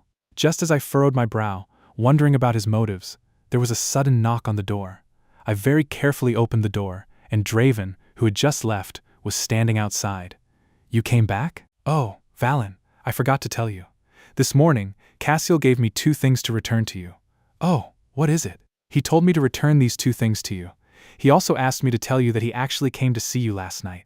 I wanted to come down myself to thank you for your help, but it was very late, and I didn't want to disturb your sleep, so I stood outside for a while and then left." Hearing 𝐓𝐸𝐻's words, my mind went numb. At 1 a.m., 𝐂𝐲𝐽 had come outside the window only to return something. It was also true that his entire family had moved away. He hadn't followed me on the street, and he didn't have time to come and rotate my camera. My suspicion of 𝐂𝐲𝐽 vanished completely in that instant. The only clue I had found broke as well. I collapsed on the sofa, feeling very confused and disappointed. If it wasn't 𝐂𝐲𝐽, then who rotated the camera, and who was secretly keeping an eye on us? When I couldn't understand anything, 𝐓𝐸𝐻 suddenly took out his phone, showed me a photo, and handed the phone to me. "By the way, Valen, I wanted to ask you, is the man in this photo hired by your family for you? Your bodyguard? I've always seen him wandering around your area. Just now, when I was catching that chubby man in the alley, I saw him outside your complex again." I jerked my head up and took the phone. The photo was taken in a very dimly lit corner. It showed a man wearing a baseball cap, and I could only see his side profile. Without hesitation, I stared at the photo on 𝐓𝐸𝐻's phone, immediately took out my own phone, sent it to my mother, and then called her. "Hello, Mom. Did you send the man in the photo?" There was silence on the phone for 2 seconds, and then my mother's very surprised voice came through. "Son, you actually found him. He is a retired mercenary hired by your father for a lot of money. We were very worried about you living alone, so we secretly hired him for your protection. He has been following you for some time, so you really did this without telling me." Hearing the words "retired mercenary," my tense nerves jumped. His responsibility is only to check for any danger around you, not to spy on you. If you are not okay with this, your father and I can remove him. There's no need for that. It's just that I recently found some strange shoe prints outside the guest room window, which made me sense danger. But why is he checking my security outside the guest room window? Didn't you say earlier that Seraphine was going to stay in our guest room? I thought I would ask him to check if the guest room windows are strong and the security bars are secure. My mom sent me his number. After hanging up, a number quickly popped up on my phone. Wow! So is he really your bodyguard or a mercenary? Valen, your security is top-notch. I ignored 𝐓𝐸𝐻's words. My eyes were fixed on the number on the screen. My mind was racing. A retired mercenary. If that was the case, it was the perfect explanation for all those bizarre events. The dust-covered fingerprint outside the window, and the rotated security camera. These could all be the marks of that mercenary checking the area's security or deliberately trying to evade my surveillance equipment. It seemed all the leads were closed off again. The tracks I was about to catch had all disappeared. I immediately had to talk to that mercenary to confirm the fingerprint on the window and the rotated camera. I took a deep breath and dialed the number my mother sent. The phone was answered after just 1 ring. "Hello, young master. Is this Uncle Theron? I am Valen. Are you feeling better now? What are your orders for me?" Uncle Theron, the fingerprints on the guest bedroom window and the rotated security camera near the door. "You did all that, right?" "Yes, young master. Your counter-surveillance skills are truly amazing. Your agility surpasses even some of the new recruits I've trained. Young master, this afternoon, when I was checking for nearby threats, I noticed that all the screws on the security window of your guest bedroom had rusted and become loose. They could have been opened with a little force. I replaced all of them for you with very strong titanium alloy screws and rubbed some ash on them to make them look old. I didn't realize the ash from my gloves would leave a mark on the glass. As for the security camera near the door, although that angle was fine for general security, from a riot prevention perspective, there was a 1-second blind spot on the side. So, I adjusted it slightly for you. Okay, I understand. Uncle Theron, thank you for your hard work. After hanging up, I tiptoed into the guest bedroom. Seraphine was fast asleep, breathing peacefully. I went to the window and carefully checked it in the dim light outside, and it was true. The screws on the edges of the security bars, which looked rusty, had all been replaced with very strong new screws. Although they were hidden very well, I let out a long sigh of relief. There was no crazy stalker, nor a professional killer. All those terrifying and ghostly events were actually the work of my own top bodyguard eliminating security threats. But just as this final tension dissipated, I felt a wave of exhaustion and confusion enough to drown anyone. I sat on the living room sofa, staring at the empty room. That chubby man who did the job for money had no clues. 𝐂𝐲𝐽 was gone, and the suspicion on him was completely cleared. Evander had a solid alibi of being in the hospital. The escaped serial killer also had nothing to do with my past life's murder case. All leads had hit a dead end. The real killer who ruthlessly stole that fruit knife and killed Seraphine on that stormy night in my past life was still hiding like a faceless ghost among so many people. This feeling of helplessness, like punching cotton, broke me from the inside. The immense stress and tension of the past 2 days, combined with the chill from last night's rain, finally broke my body. Darkness began to cloud my vision. Everything around me started spinning. My stomach cramped, and my throat became incredibly dry. I tried to get up to drink water, but my legs gave out, and I collapsed heavily onto the sofa, completely losing consciousness. It felt as if I had fallen into a boiling fire. The bloody rain from my past life and Seraphine's pale face repeatedly entangled in my dreams, torturing me. "Valen, wake up!" Through my delirium, a very gentle and panicked voice echoed in my ears. Suddenly, I felt a cold and soothing touch on my forehead, which somewhat calmed the fire raging inside me. I tried to open my heavy eyelids, and when my vision cleared, I saw Seraphine's small face, filled with worry and looking slightly pale. "Valen, you're finally awake. You scared me to death. How did you get such a high fever?" I opened my mouth, but my throat was so dry that no sound came out. I tried to sit up, but found myself lying in the master bedroom's bed, covered with a thick blanket and a cold, wet towel placed on my forehead. "I'm fine," I rasped. "I probably caught a cold last night." "What cold? It's a 39.8 degrees Celsius fever," Seraphine said. "This morning when I woke up, I saw you lying unconscious on the sofa. Your body was burning like fire." She handed me water, saying, "Drink some water to soothe your throat. I've already asked the homeroom teacher for a leave. We will rest at home today." That warm water brought some life back to my dry throat. I watched her bustling around. Her eyes were red. It was clear that ever since she noticed my fever, she had been sitting constantly by my bedside. She gave me fever-reducing medicine, feeding it to me with her own hands. "If the fever doesn't go down by afternoon, we will go to the hospital and get an IV drip," she said, tightly holding my hands. "Valen, don't be afraid," she said softly. "Even though I don't know what you're worried about, it's my turn to take care of you now. You sleep. I'm not going anywhere." I kept looking at her, feeling her unwavering gaze and the genuine warmth of her hands. My nerves, which had been stretched to the breaking point, finally relaxed in this moment. Under the effect of the medicine and the fever, I closed my eyes again and fell into a deep sleep. In my dream, I suddenly returned to my past life. My colleagues enthusiastically welcomed me. "Valen, we found a huge clue in the case you were worried about. It's someone familiar. We caught him. Go see him," I asked frantically. "Who is it?" A flash of white light woke me up. When I woke up again, the sky outside the window had already turned dark. The last rays of the setting sun filtered through the half-open curtains, casting a warm orange-red hue on the bedsheets. I realized the ache in my body had lessened significantly, and the burning sensation on my forehead had also subsided. I turned my head slightly and saw Seraphine sleeping on the edge of the bed. She looked very exhausted. There were faint, dark circles under her eyes, and she was still holding the ice towel she had used to cool me down. As if sensing the change in my breathing, she woke up suddenly like a startled fawn. "Great, the fever has finally broken." "Valen, are you hungry? There is some warm rice porridge in the pot. Let me get it for you." "Leave it. Sit by me for a while." I held her hand tightly, feeling the real warmth of her palm. My fingers greedily sought the beating pulse in her wrist. Looking at this lively and beautiful girl sitting in front of me, an unknown and profound terror suddenly wrapped around my heart like a venomous snake. Since my rebirth, this was the first time I felt such intense fear. I was afraid that this might all just be a dream. I feared that, as soon as I found the real killer and completely altered her fate, completing this cycle, this second life might end. Would I suddenly be pulled back to that cold timeline where only her grave existed? I selfishly wanted time to stop right here. If I didn't investigate, if I just hid her in this high-security safe house, could we live peacefully like this forever? But seeing the unwavering trust in her eyes looking back at me, I gritted my teeth. "Valen, what's wrong? Are you feeling dizzy again?" "Nothing. I just feel a bit clear-headed now. I'm a little hungry." "Okay, lean on me and don't move. I'll bring you something to eat. After you eat, I'll check your temperature too." Watching Seraphine walk out of the bedroom and close the door like an obedient child, all the softness on my face vanished instantly, replaced by an extremely dangerous coldness and restlessness. I gripped my phone so tightly that my knuckles turned white. My brain felt as if lightning had ripped it open. Retired mercenary Uncle Theron. My mother said Uncle Theron had been secretly protecting me for quite some time. Then surely he must have been around me on that rainy Friday night last week as well. That night, Seraphine knocked on my door in the pouring rain and was later murdered in that dark alley. Although by a twist of fate, she was inside my house this time, could that devil hiding in the dark, the one who was actually supposed to kill her, have continued following her? Did he follow her that night? Even tracking her all the way to my building? If so, Uncle 𝐓𝐤𝐼, who was secretly protecting me, would have definitely noticed that stalker with his sharp eyes, honed through countless life and death experiences.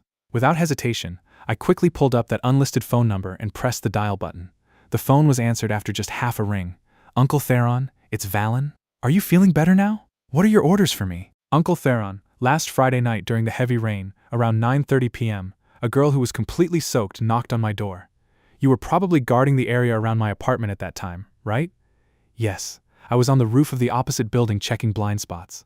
I saw that girl knocking on the door. Did you notice if any suspicious person was following her, or if someone trailed her to my complex, or watched her from the shadows? After asking these questions, I felt as if the air around me had frozen. There was silence on the other end of the line for a moment, only a faint static echoing in my ears. The silence lasted for only 2 seconds, and then Uncle 𝐓𝐤𝐼's deep voice came through. Young master, there really was someone there. My heart felt as if it had been struck by a hammer, and my blood boiled instantly. The rain was very heavy that night. The person was wearing a long black raincoat and a mask, trailing the girl from about 50 meters away. After that, until I saw the girl enter your apartment building, the person stood across the street under the streetlight for about 2 or 3 minutes and then turned and left. I never saw him again after that. In my past life, 𝐓𝐷 had never entered my house, so this devil got the chance to attack her in that alley. In this life, because 𝐓𝐷 hid in my house, she completely escaped the killer's grasp, so he could only watch helplessly as his prey slipped away into the rain and had to give up. Uncle 𝐓𝐷, did you see his face clearly at that time? Can you find out who this person is? The rain was very heavy, the streetlights were dim, and the person had completely covered himself, so I couldn't see his face. However, even though I didn't follow him, I distinctly remember which alley he turned into when he left. Young master, as long as he passed through there, he must have left some trace. Uncle, I want to know who he is. After hanging up the phone, I took a deep breath and completely suppressed the anger welling up in my eyes. Just then, the door opened softly. The porridge was ready, and its temperature was perfect. Seeing her gentle and calm face wearing an apron, the storm raging in my heart over nearing the truth calmed instantly. The doctor said the stomach gets weak after a fever breaks. You should drink something light first to fill your stomach. Have you eaten anything since you started taking care of me? I had a small bowl in the kitchen. Eat quickly, don't talk. The patient doesn't have the strength to lift his hand. I can only trouble my nanny to feed me spoon by spoon. 𝐓𝐷 shot me a complaining look. In this bedroom bathed in warm light, the conspiracies and murderous intentions outside the window felt completely isolated. The next morning, I watched 𝐓𝐷 go to school and sent Uncle 𝐓𝐷 to secretly protect her. After ensuring the security door was closed and 𝐓𝐷 was far away, the softness in my eyes disappeared instantly. I quickly dressed in black casual clothes, put on a baseball cap, opened the door, and set out. A few hours later, I met Uncle 𝐓𝐷 in an alley behind an internet cafe near the murder area. Young master, this is all the private CCTV footage of that area from last Friday night. I spent the whole night copying it. Thank you for your hard work, Uncle 𝐓𝐷. Uncle 𝐓𝐷 and I stared at the computer screen. Although the footage was a bit blurry due to the heavy rain, the shadow of the person passing under the streetlights was still clearly visible. Looking at the person's estimated height and gait on the screen, I quickly searched my memories. I recognized him instantly. A name echoed in my mind. There was no mistaking it. That height and build were definitely his. Bastian, Callista's younger brother. In the evening, I heard the sound of the key turning in the security door. 𝐓𝐷 came in with her school bag slung over her shoulder and immediately saw me sitting on the sofa. She ran to me right away. Valen, are you feeling better now? Are you still dizzy? I'm perfectly fine now. The fever is gone. Don't worry, that's good. I was so worried all day at school. I was afraid you'd be home alone with no one to take care of you. We sat huddled together on the sofa for a while, soaking in the peace. Then, I suppressed my smile and looked into her eyes. 𝐓𝐷, I have some business to take care of. It might take 2 days. You're leaving for 2 days? You just recovered? It's nothing serious.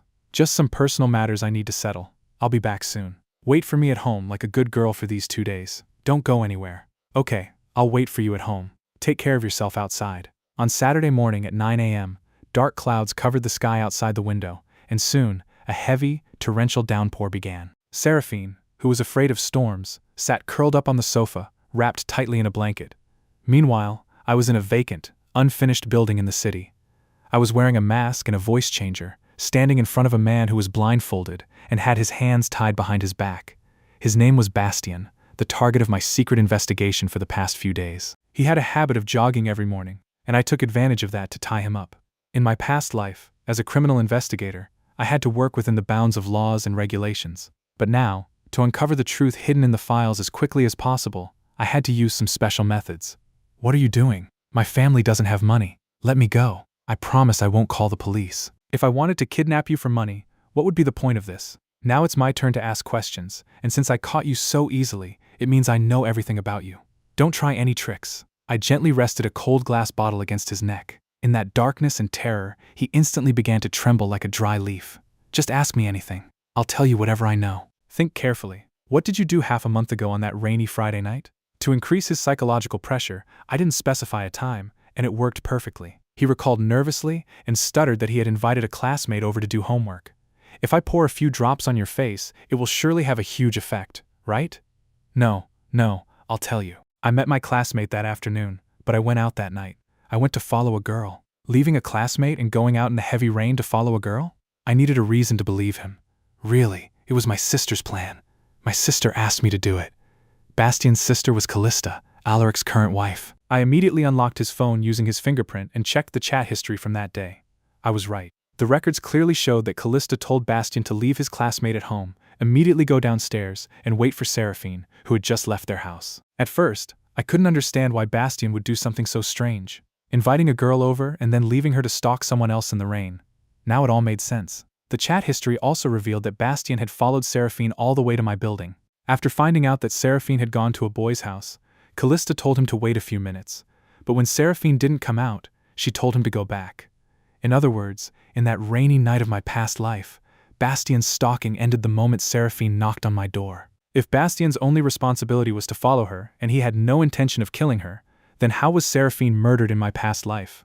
Combining this with the autopsy report from my past life, 𝐓𝐴𝐵HINE's clothes were disheveled, but there were no clear signs of struggle, restraint, or pressure on her body, which meant she wasn't assaulted. The murder weapon was brought by 𝐓𝐴𝐵HINE herself. The only reason that fruit knife was used could be that 𝐓𝐿 found 𝐓𝐴𝐵HINE later, and an argument ensued between them. Given 𝐓𝐿's domineering nature and her hatred for her stepdaughter, it was very likely that their conversation went awry, and in a fit of rage, she committed the murder. Although there was still a lack of solid proof, the picture of the truth was becoming clear. At least Bastian's lead ended here. Get out of here. Don't look back, or you know the consequences.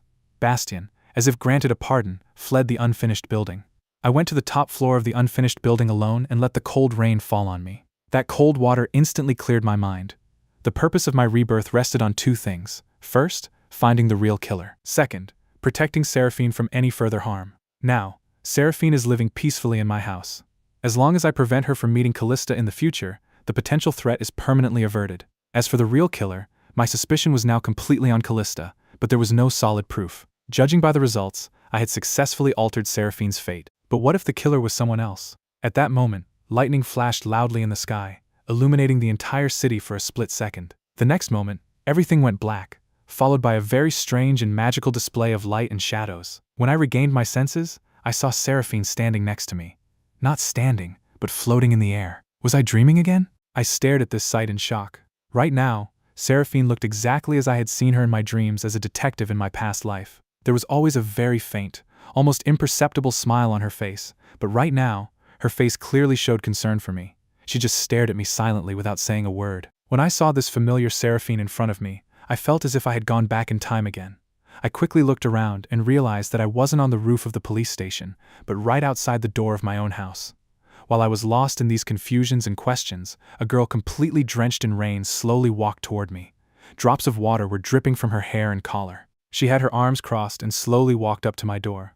I stood there, surprised to see that this past version of 𝐓𝐴𝐵HINE couldn't see me at all. I turned my head in confusion and looked at the ghostly 𝐓𝐴𝐵HINE floating next to me. She looked at me with empty eyes and then turned back to look at her past self. Seeing this, I turned my head again and watched the completely drenched 𝐓𝐴𝐵HINE standing in front of me. She stood at the door and didn't ring the doorbell immediately. It seemed as if she was conflicted about something. She thought for a while and slowly reached out her hand, but stopped right before touching the doorbell. After hesitating again and taking a deep breath, she finally gathered the courage to ring it. As the ding-dong echoed, her body trembled violently, and she quickly pulled her hand back, hugging herself again. She looked very timid and awkward. A few moments later, the door opened, and it was my past self who opened the door. This was the first time I was seeing my past self through a third person's perspective. I didn't know if I was dreaming or what, but I stood there, and my past self couldn't see me or the ghostly Seraphine. I didn't think much about it and just quietly watched everything happen exactly as I remembered. Seraphine asked to stay the night. But at that time, I was very young, and I was afraid that if my parents found out, they would scold me. I didn't have the courage to easily let a girl inside who was almost completely soaked and in see-through clothes. I thought she was having trouble going home, so I offered to drop her off. I went to get a raincoat and umbrella, but as soon as I turned, Seraphine hesitated for a moment and then left sadly. Seeing this, I ignored my past self, looking for the umbrella inside the house, and immediately ran after Seraphine. I knew very well what I was doing back then, but I had absolutely no idea what Seraphine had endured that night after being turned away from there. Even if this was just a dream, I wanted to see how this dream would recreate her experience from that night. When I caught up to Seraphine, I saw that the girl's face was completely numb. She didn't know where to go. She didn't want me to know about her family's troubles, so she didn't have the courage to take me home with her. But after turning down my help, where could she go? The world was so big, yet there was no place for her. Her mother, her father, those 3 places she considered home. It seemed none of them had left any room for her. She walked aimlessly until she reached a convenience store, and suddenly her stomach rumbled. She remembered she hadn't eaten anything since the afternoon. She used her remaining money to buy a piece of bread and a glass of milk for dinner. The store employee, seeing her completely soaked, immediately gave her a towel to dry off and, before she left, kindly handed her an umbrella, saying, "You can pay next time. The rain is very heavy. Girls shouldn't get this wet. It's not good for health." Seraphine declined, but the employee's generosity forced her to say thank you. She opened the umbrella and was about to leave when she suddenly saw a familiar figure. She looked closely and saw 𝐓𝐤𝐽, surrounded by 3 thugs in a corner, being beaten. After a moment of hesitation, she gathered her courage and approached them. "Stop. If you guys keep beating him like this, I will call the police," she yelled. She panicked and tried to pull out her phone, only to remember that her mother had smashed it before she left the house. Seeing her empty pockets, the thugs mocked, "Looks like you forgot to bring your phone. All right, beautiful. We won't beat him, but you have to stay here." As the 3 of them advanced towards Seraphine, 𝐓𝐤𝐽, who had been silently taking the beating without fighting back, suddenly struggled to his feet and stood firmly in front of Seraphine. "This has nothing to do with her. You should leave right now," 𝐓𝐤𝐽 said. The thugs yelled, "It's too late to run now. Grab her." Seeing 2 thugs approaching to grab Seraphine, 𝐓𝐤𝐽, always the submissive and polite one, suddenly went crazy.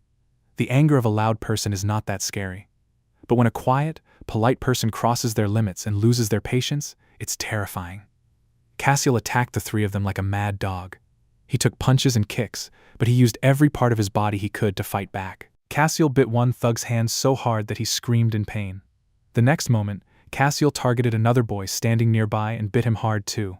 No matter how much they hit him, he didn't let go, almost tearing a chunk of flesh from that boy's hand.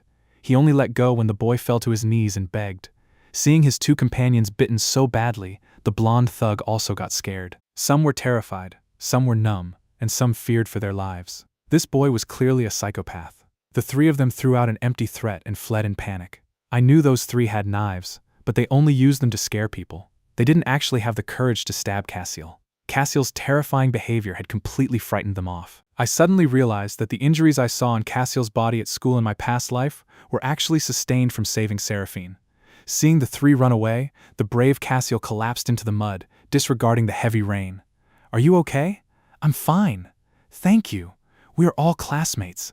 There's no need to be so formal. You just saved me too, so we're even." Seraphine gave a faint smile and moved forward to help him up. 𝐓𝐤𝐽 saw her outstretched hand, but looking at his mud-covered hands, he didn't take it.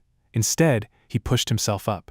He went to the trash can, picked up his dropped backpack, opened the box, and made sure the clean handkerchief inside was still there. Only then did he feel a bit relieved. "Your umbrella is broken. Take mine." "But this umbrella belongs to that convenience store. Don't forget to return it when you're done." "If I take this umbrella, what about you?" "It's okay. I just like getting a bit wet, so I don't need an umbrella." The perceptive 𝐓𝐤𝐽 immediately sensed her strange behavior.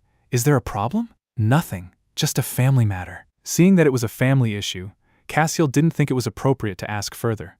But how could he take a girl's umbrella and leave her in the rain? Just as he hesitated, Seraphine thrust the umbrella straight into his hand and then dashed into the thick, dark rain. She soon disappeared from sight. Helplessly, 𝐓𝐤𝐽 had to take the umbrella and go home. That's when I understood why the convenience store's umbrella wasn't at the murder scene. The umbrella was given to 𝐓𝐤𝐽.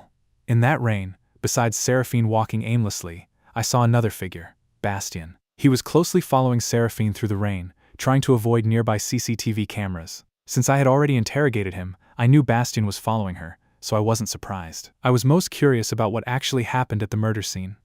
I looked at the ghostly Seraphine, standing silently beside me, walking like a corpse right behind me. The cold rain completely soaked Seraphine's body, but she looked entirely numb, aimless, and lost. She unknowingly wandered into an old neighborhood where there were no working CCTV cameras. Finally, she stood lifelessly under a broken awning, staring blankly into the heavy rain. In that moment, I stood next to the floating ghostly Seraphine, watching everything happen from a godlike perspective. I saw Bastien hiding in the dark, typing something rapidly on his phone. Without looking, I knew he was sending Seraphine's location to Callista. It seemed Callista was coming there soon. My mind was already preparing for the impending confrontation. Then, all the people who left their marks on this rainy night began arriving one by one. I saw Draven peeling an apple under a nearby parking shed. He answered a phone call and quickly left. As he left, he put his knife in his pocket. There was no other knife left at the scene. A homeless-looking delivery boy hurried past. That perverted and vile neighbor, wearing a raincoat, snuck into an adult shop, bought some items, and quickly left. People were coming and going around her. Seraphine just stood there under the awning with empty eyes, like a lifeless statue. The world was so big, and she didn't know where to go because she had nowhere to go, so her feet didn't move on their own. After a while, a figure wearing a raincoat appeared nearby. It wasn't very tall. In fact, it was quite short. The shadow slowly walked up to Seraphine, who was still lost in thought. The dim light suddenly stopped, and Seraphine quickly looked up. I was completely stunned. I thought Bastien had called Callista, but I never in my wildest dreams imagined that the person arriving would be Seraphine's half-sister, Astoria. How could 𝐓𝐤𝐿 and Callista's daughter come here? My mind filled with questions. I had never even considered this little girl being at the murder scene. But soon, scattered pieces of information about her flashed in my mind. Astoria was exceptionally bright, she had skipped grades, and her academic performance was brilliant. In other words, her mind was very cunning and far more mature than her age. I had completely overlooked her before because of her age, but now it seemed very likely that she had pretended to be her mother and given all these instructions to Bastien. Could a little girl like her really get into an argument with Seraphine that escalated to someone losing their life? I knew that with you in this state, you were destined to be homeless. Seraphine never harbored any ill will toward this younger sister, but she knew very well that Astoria had disliked her since childhood. But even if she disliked her, there was no reason to follow her all this way in the rain in the middle of the night. Did you run all the way here in the middle of the night just to say this? Not at all. I am here to tell you some things clearly. Don't come to my house again. Neither my mother nor I like you. Your own mother is over there. Why do you still want to come here and fight me for my father? Astoria's eyes were filled with bitterness and hatred far beyond her years. You had to run out of the house in the middle of the night just to say this? Some things needed to be said. Let's make everything clear face to face and leave some solid proof so you don't regret it later. Astoria pulled a waterproof envelope from her raincoat pocket. I know you are homeless now. Here, take 1,000 yuan. Keep it, and sign this agreement to sever your relationship with Dad. After this, we will have nothing to do with each other. I finally understood everything. After learning about Seraphine's helpless situation, Astoria wanted to take advantage of her misfortune and force her to sign this absurd agreement to buy her own peace. She had Bastien follow her just to ensure Seraphine truly had no way out. Looking at the agreement Astoria presented, a bitter smile appeared on Seraphine's face. She never imagined things had come to this. In this terrible situation, her own sister was rubbing salt into her wounds. She was completely broken. She no longer cared about those 1,000 yuan. She only cared about her remaining, pitiful dignity. I won't sign. Stop dreaming. Do you still not understand what's going on? You've realized that Dad doesn't care about you at all. He doesn't love you. Look at the weather today. This heavy rain. When you left our house, he didn't say a single word to stop you. Do you know what that means? It means he doesn't consider you his daughter. Astoria's cold words were like jagged shards of poisoned ice, further piercing Seraphine's already broken heart. Those words, he doesn't consider you his daughter. During her mother's illness, this thought had bitten her heart like a venomous snake countless times. But now, in the silence of the night, on a street where the whole world had abandoned her, her own sister announced it like a cruel victor. Seraphine felt as if a deep thread in her mind, one that was just barely holding everything together for the sake of appearances, completely snapped. The despair standing before her engulfed her like a dense fog in an instant. The coldness of being thrown out of her mother's house, the numbness of having nowhere to go, the slow ache of her father's indifference. This was the sound of a broken heart. The truth was, Seraphine knew all these realities, yet she still held onto a faint glimmer of hope for this broken family. It was a very deep longing residing in her soul that made her insist on seeing her father. That last faint glimmer, which refused to extinguish, was ruthlessly put out by Astoria's words and that severance agreement. It felt as if cold hands had buried that final spark into cold, dirty reality. Seraphine's bitter smile froze. She no longer argued, nor made any attempt to justify herself. At this moment, any words seemed incredibly pale and laughable. She felt as if something inside her was rapidly cooling and collapsing. Her heart had been gripped tightly by an invisible hand. A suffocating numbness and coldness spread throughout her entire body. The strength that had held her up until now felt as if it had been drained in an instant. She looked up at Astoria's face, a face full of cunning that looked very much like her father's. "You have money, keep it. I won't sign the agreement." There was no resistance in her voice, just a peace filled with a bone-deep exhaustion. Did it even matter now if she signed it or not? The corner of her heart that once called out for her father had lost its final warmth, just like this cold rain. Her heart was completely dead. "Seraphine, don't be so shameless." Seeing that Seraphine still wouldn't give in, despite her condition, Astoria became utterly enraged. In that exact moment, a cold flash of light glinted, and Seraphine actually pulled a cold fruit knife from her pocket. This was a weapon kept for self-defense that she had brought from her mother's house. Instantly, not only was Astoria terrified, but Bastien, hiding in the dark, also trembled in fear. "Seraphine, what do you want to do? Don't be afraid. I won't sign the agreement. If you want me to sever the relationship, then it's better you just kill me." Seeing that knife in Seraphine's hand and hearing her resolute words, Astoria went blank. But for her own safety, she quickly snatched the knife from Seraphine's hand.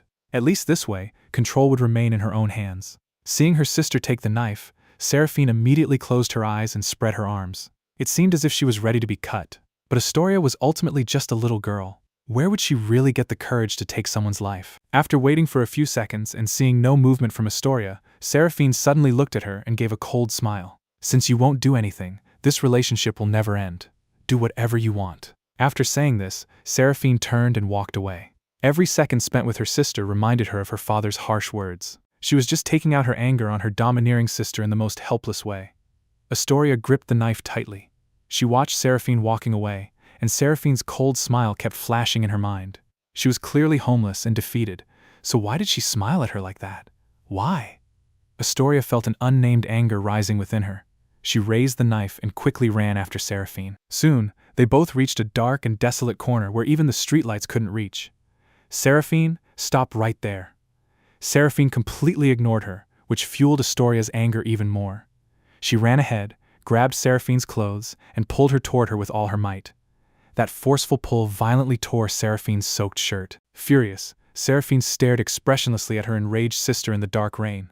Suddenly, she reached out and grabbed Astoria's wrist holding the knife. Then she pressed the sharp blade firmly against her own delicate neck. "Have you thought about it? If yes, then do it."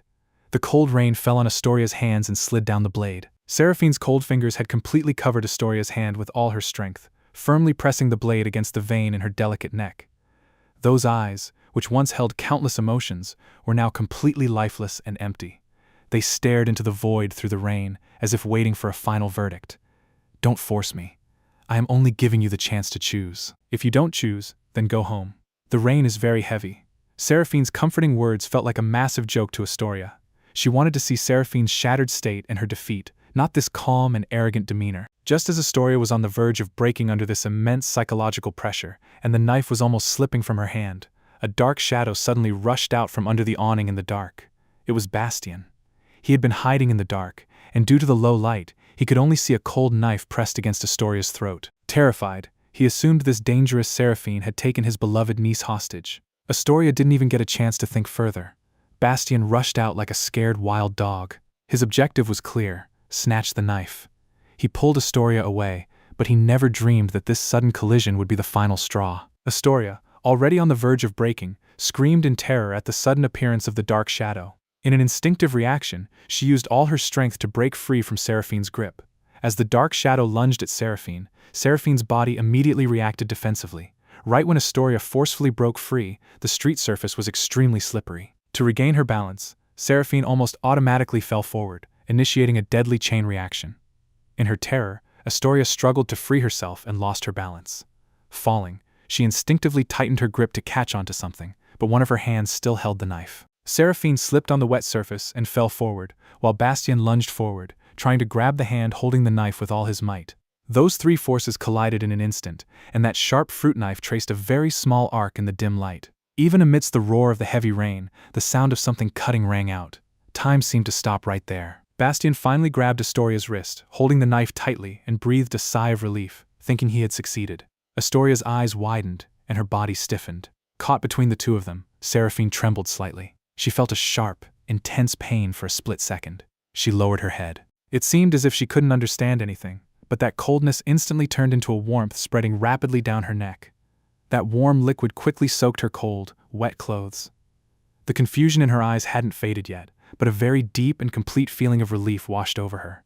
Not a single sound of pain escaped her mouth. All her strength drained away like an ebbing tide, and she gently fell backward, crashing heavily onto the cold, waterlogged ground. The splashing water quickly mixed with the deep red liquid spreading around her. Her eyes, staring into the endless darkness, moved past Bastien's shocked and distorted face, past Astoria's pale and terrified face, and finally lost all their light. Numb, Bastien lowered his head. Seeing the horrifying red blood dripping from the blade he had just snatched, he jerked his head toward the blood-soaked Seraphine. His mind went completely blank. He didn't even know if his own hand, colliding with Astoria's, had cut Seraphine, or if Seraphine's throat was already cut before he got there. A massive terror enveloped Bastien. At this moment, Astoria was thinking the exact same thing. She didn't know whose fault it was. This was a very serious crime of murder. She jerked her hand back, and the blood-stained fruit knife fell into a puddle. She stumbled backward, her face covered in tears and rainwater. All her passion and anger were gone, leaving only a very deep, primal terror. Bastien froze completely in place, like a statue washed in the rain. This was absolutely not his intention. He just wanted to pull Astoria away from there. After the murder, they were both standing there numbly when they heard footsteps. Astoria, who had just been terrified, suddenly became serious. She picked up the murder weapon, grabbed Bastien, and ran away without looking back. For a brief moment, I hesitated, looking at the lifeless Seraphine lying in the cold rain. My heart hurt so much that I couldn't even breathe. I wanted to pick her up, but the ghostly Seraphine floating next to me stopped me. Following her gaze, I looked in the direction they had run. I understood what she meant. I was just a spectator here. I needed to see the rest of the truth. How these two escaped police interrogation and investigation. With a heavy heart, I followed Astoria and Bastien. They ran and stopped in an even more desolate corner. What do we do now? This is really bad. This is a huge issue. What will happen when the police ask? What should I do? Don't panic. The rain is very heavy. There are no CCTV cameras here either. We will escape. Uncle, the girl you were supposed to meet today, is she at home? But I'm not dating her. That's very easy. Just agree to date her and ask her to provide a solid alibi for you. The police won't believe that you were at home meeting your girlfriend, but left her alone to go out in the rain and killed a girl you have nothing to do with. Looking at a criminal's behavior, motive, and opportunity, you don't fit any of those criteria. But what if the police thoroughly investigate me? I'll get caught eventually, right? Uncle, how do you know even less than me? When the police investigate suspects, they won't pick someone whose chances of being involved in this case are very low. Even if the police find evidence that you went out, what about the murder weapon? Seraphine brought this knife herself. Who knew she was walking around with a knife? The fact that this was her murder weapon, no one will ever be able to explain it. Not even the police will figure this out. Hearing Astoria's words, a shiver ran down my spine. This little girl possessed a wisdom far beyond her years, and she was terrifyingly calm. Her words instantly calmed the panicked Bastien. But what about you? There are CCTV cameras in your building's elevator. How will you explain being caught coming out?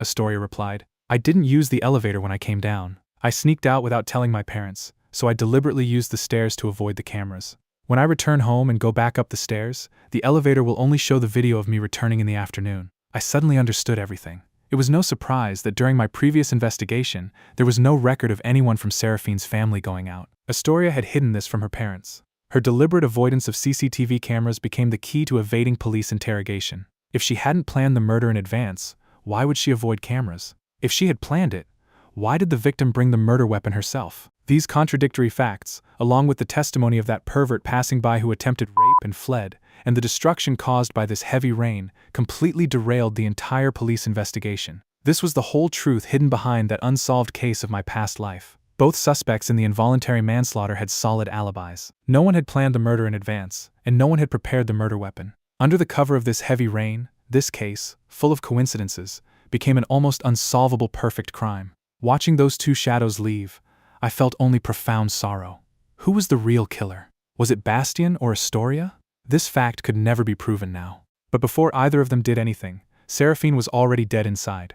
What truly took her life was her broken family, her indifferent father, and her crazy mother. As I was drowning in this guilt, a small, cold hand gently touched my cheek. Feeling that cold touch, I snapped out of my thoughts, turned my head, and saw the ghostly shadow of Seraphine floating in the air, looking at me with eyes full of love and pity. "Let it end here," she finally said. That familiar voice, carrying so much pain, echoed in my ears again after 10 years, but it held a heartbreaking sadness. Was I dreaming? Or had I not said anything yet? Before I could ask anything, she extended a slender, beautiful finger and gently placed it on my lips. "It doesn't matter anymore. Everything is over." Was everything really over? You took responsibilities on your shoulders that you shouldn't have. You carried the burden of sins that weren't yours. I watched you every day. I've watched you torture yourself in that madness for 10 years. Now it's time to end this. You have investigated everything you needed to investigate. Now this truth has no meaning because my heart was dead before that knife even fell. My heart trembled. I finally understood her mental state at that time. The world's greatest tragedy is a dead heart. When the whole world had abandoned her, she didn't care whether her body was alive or not. In that moment, that knife was also a kind of freedom for her.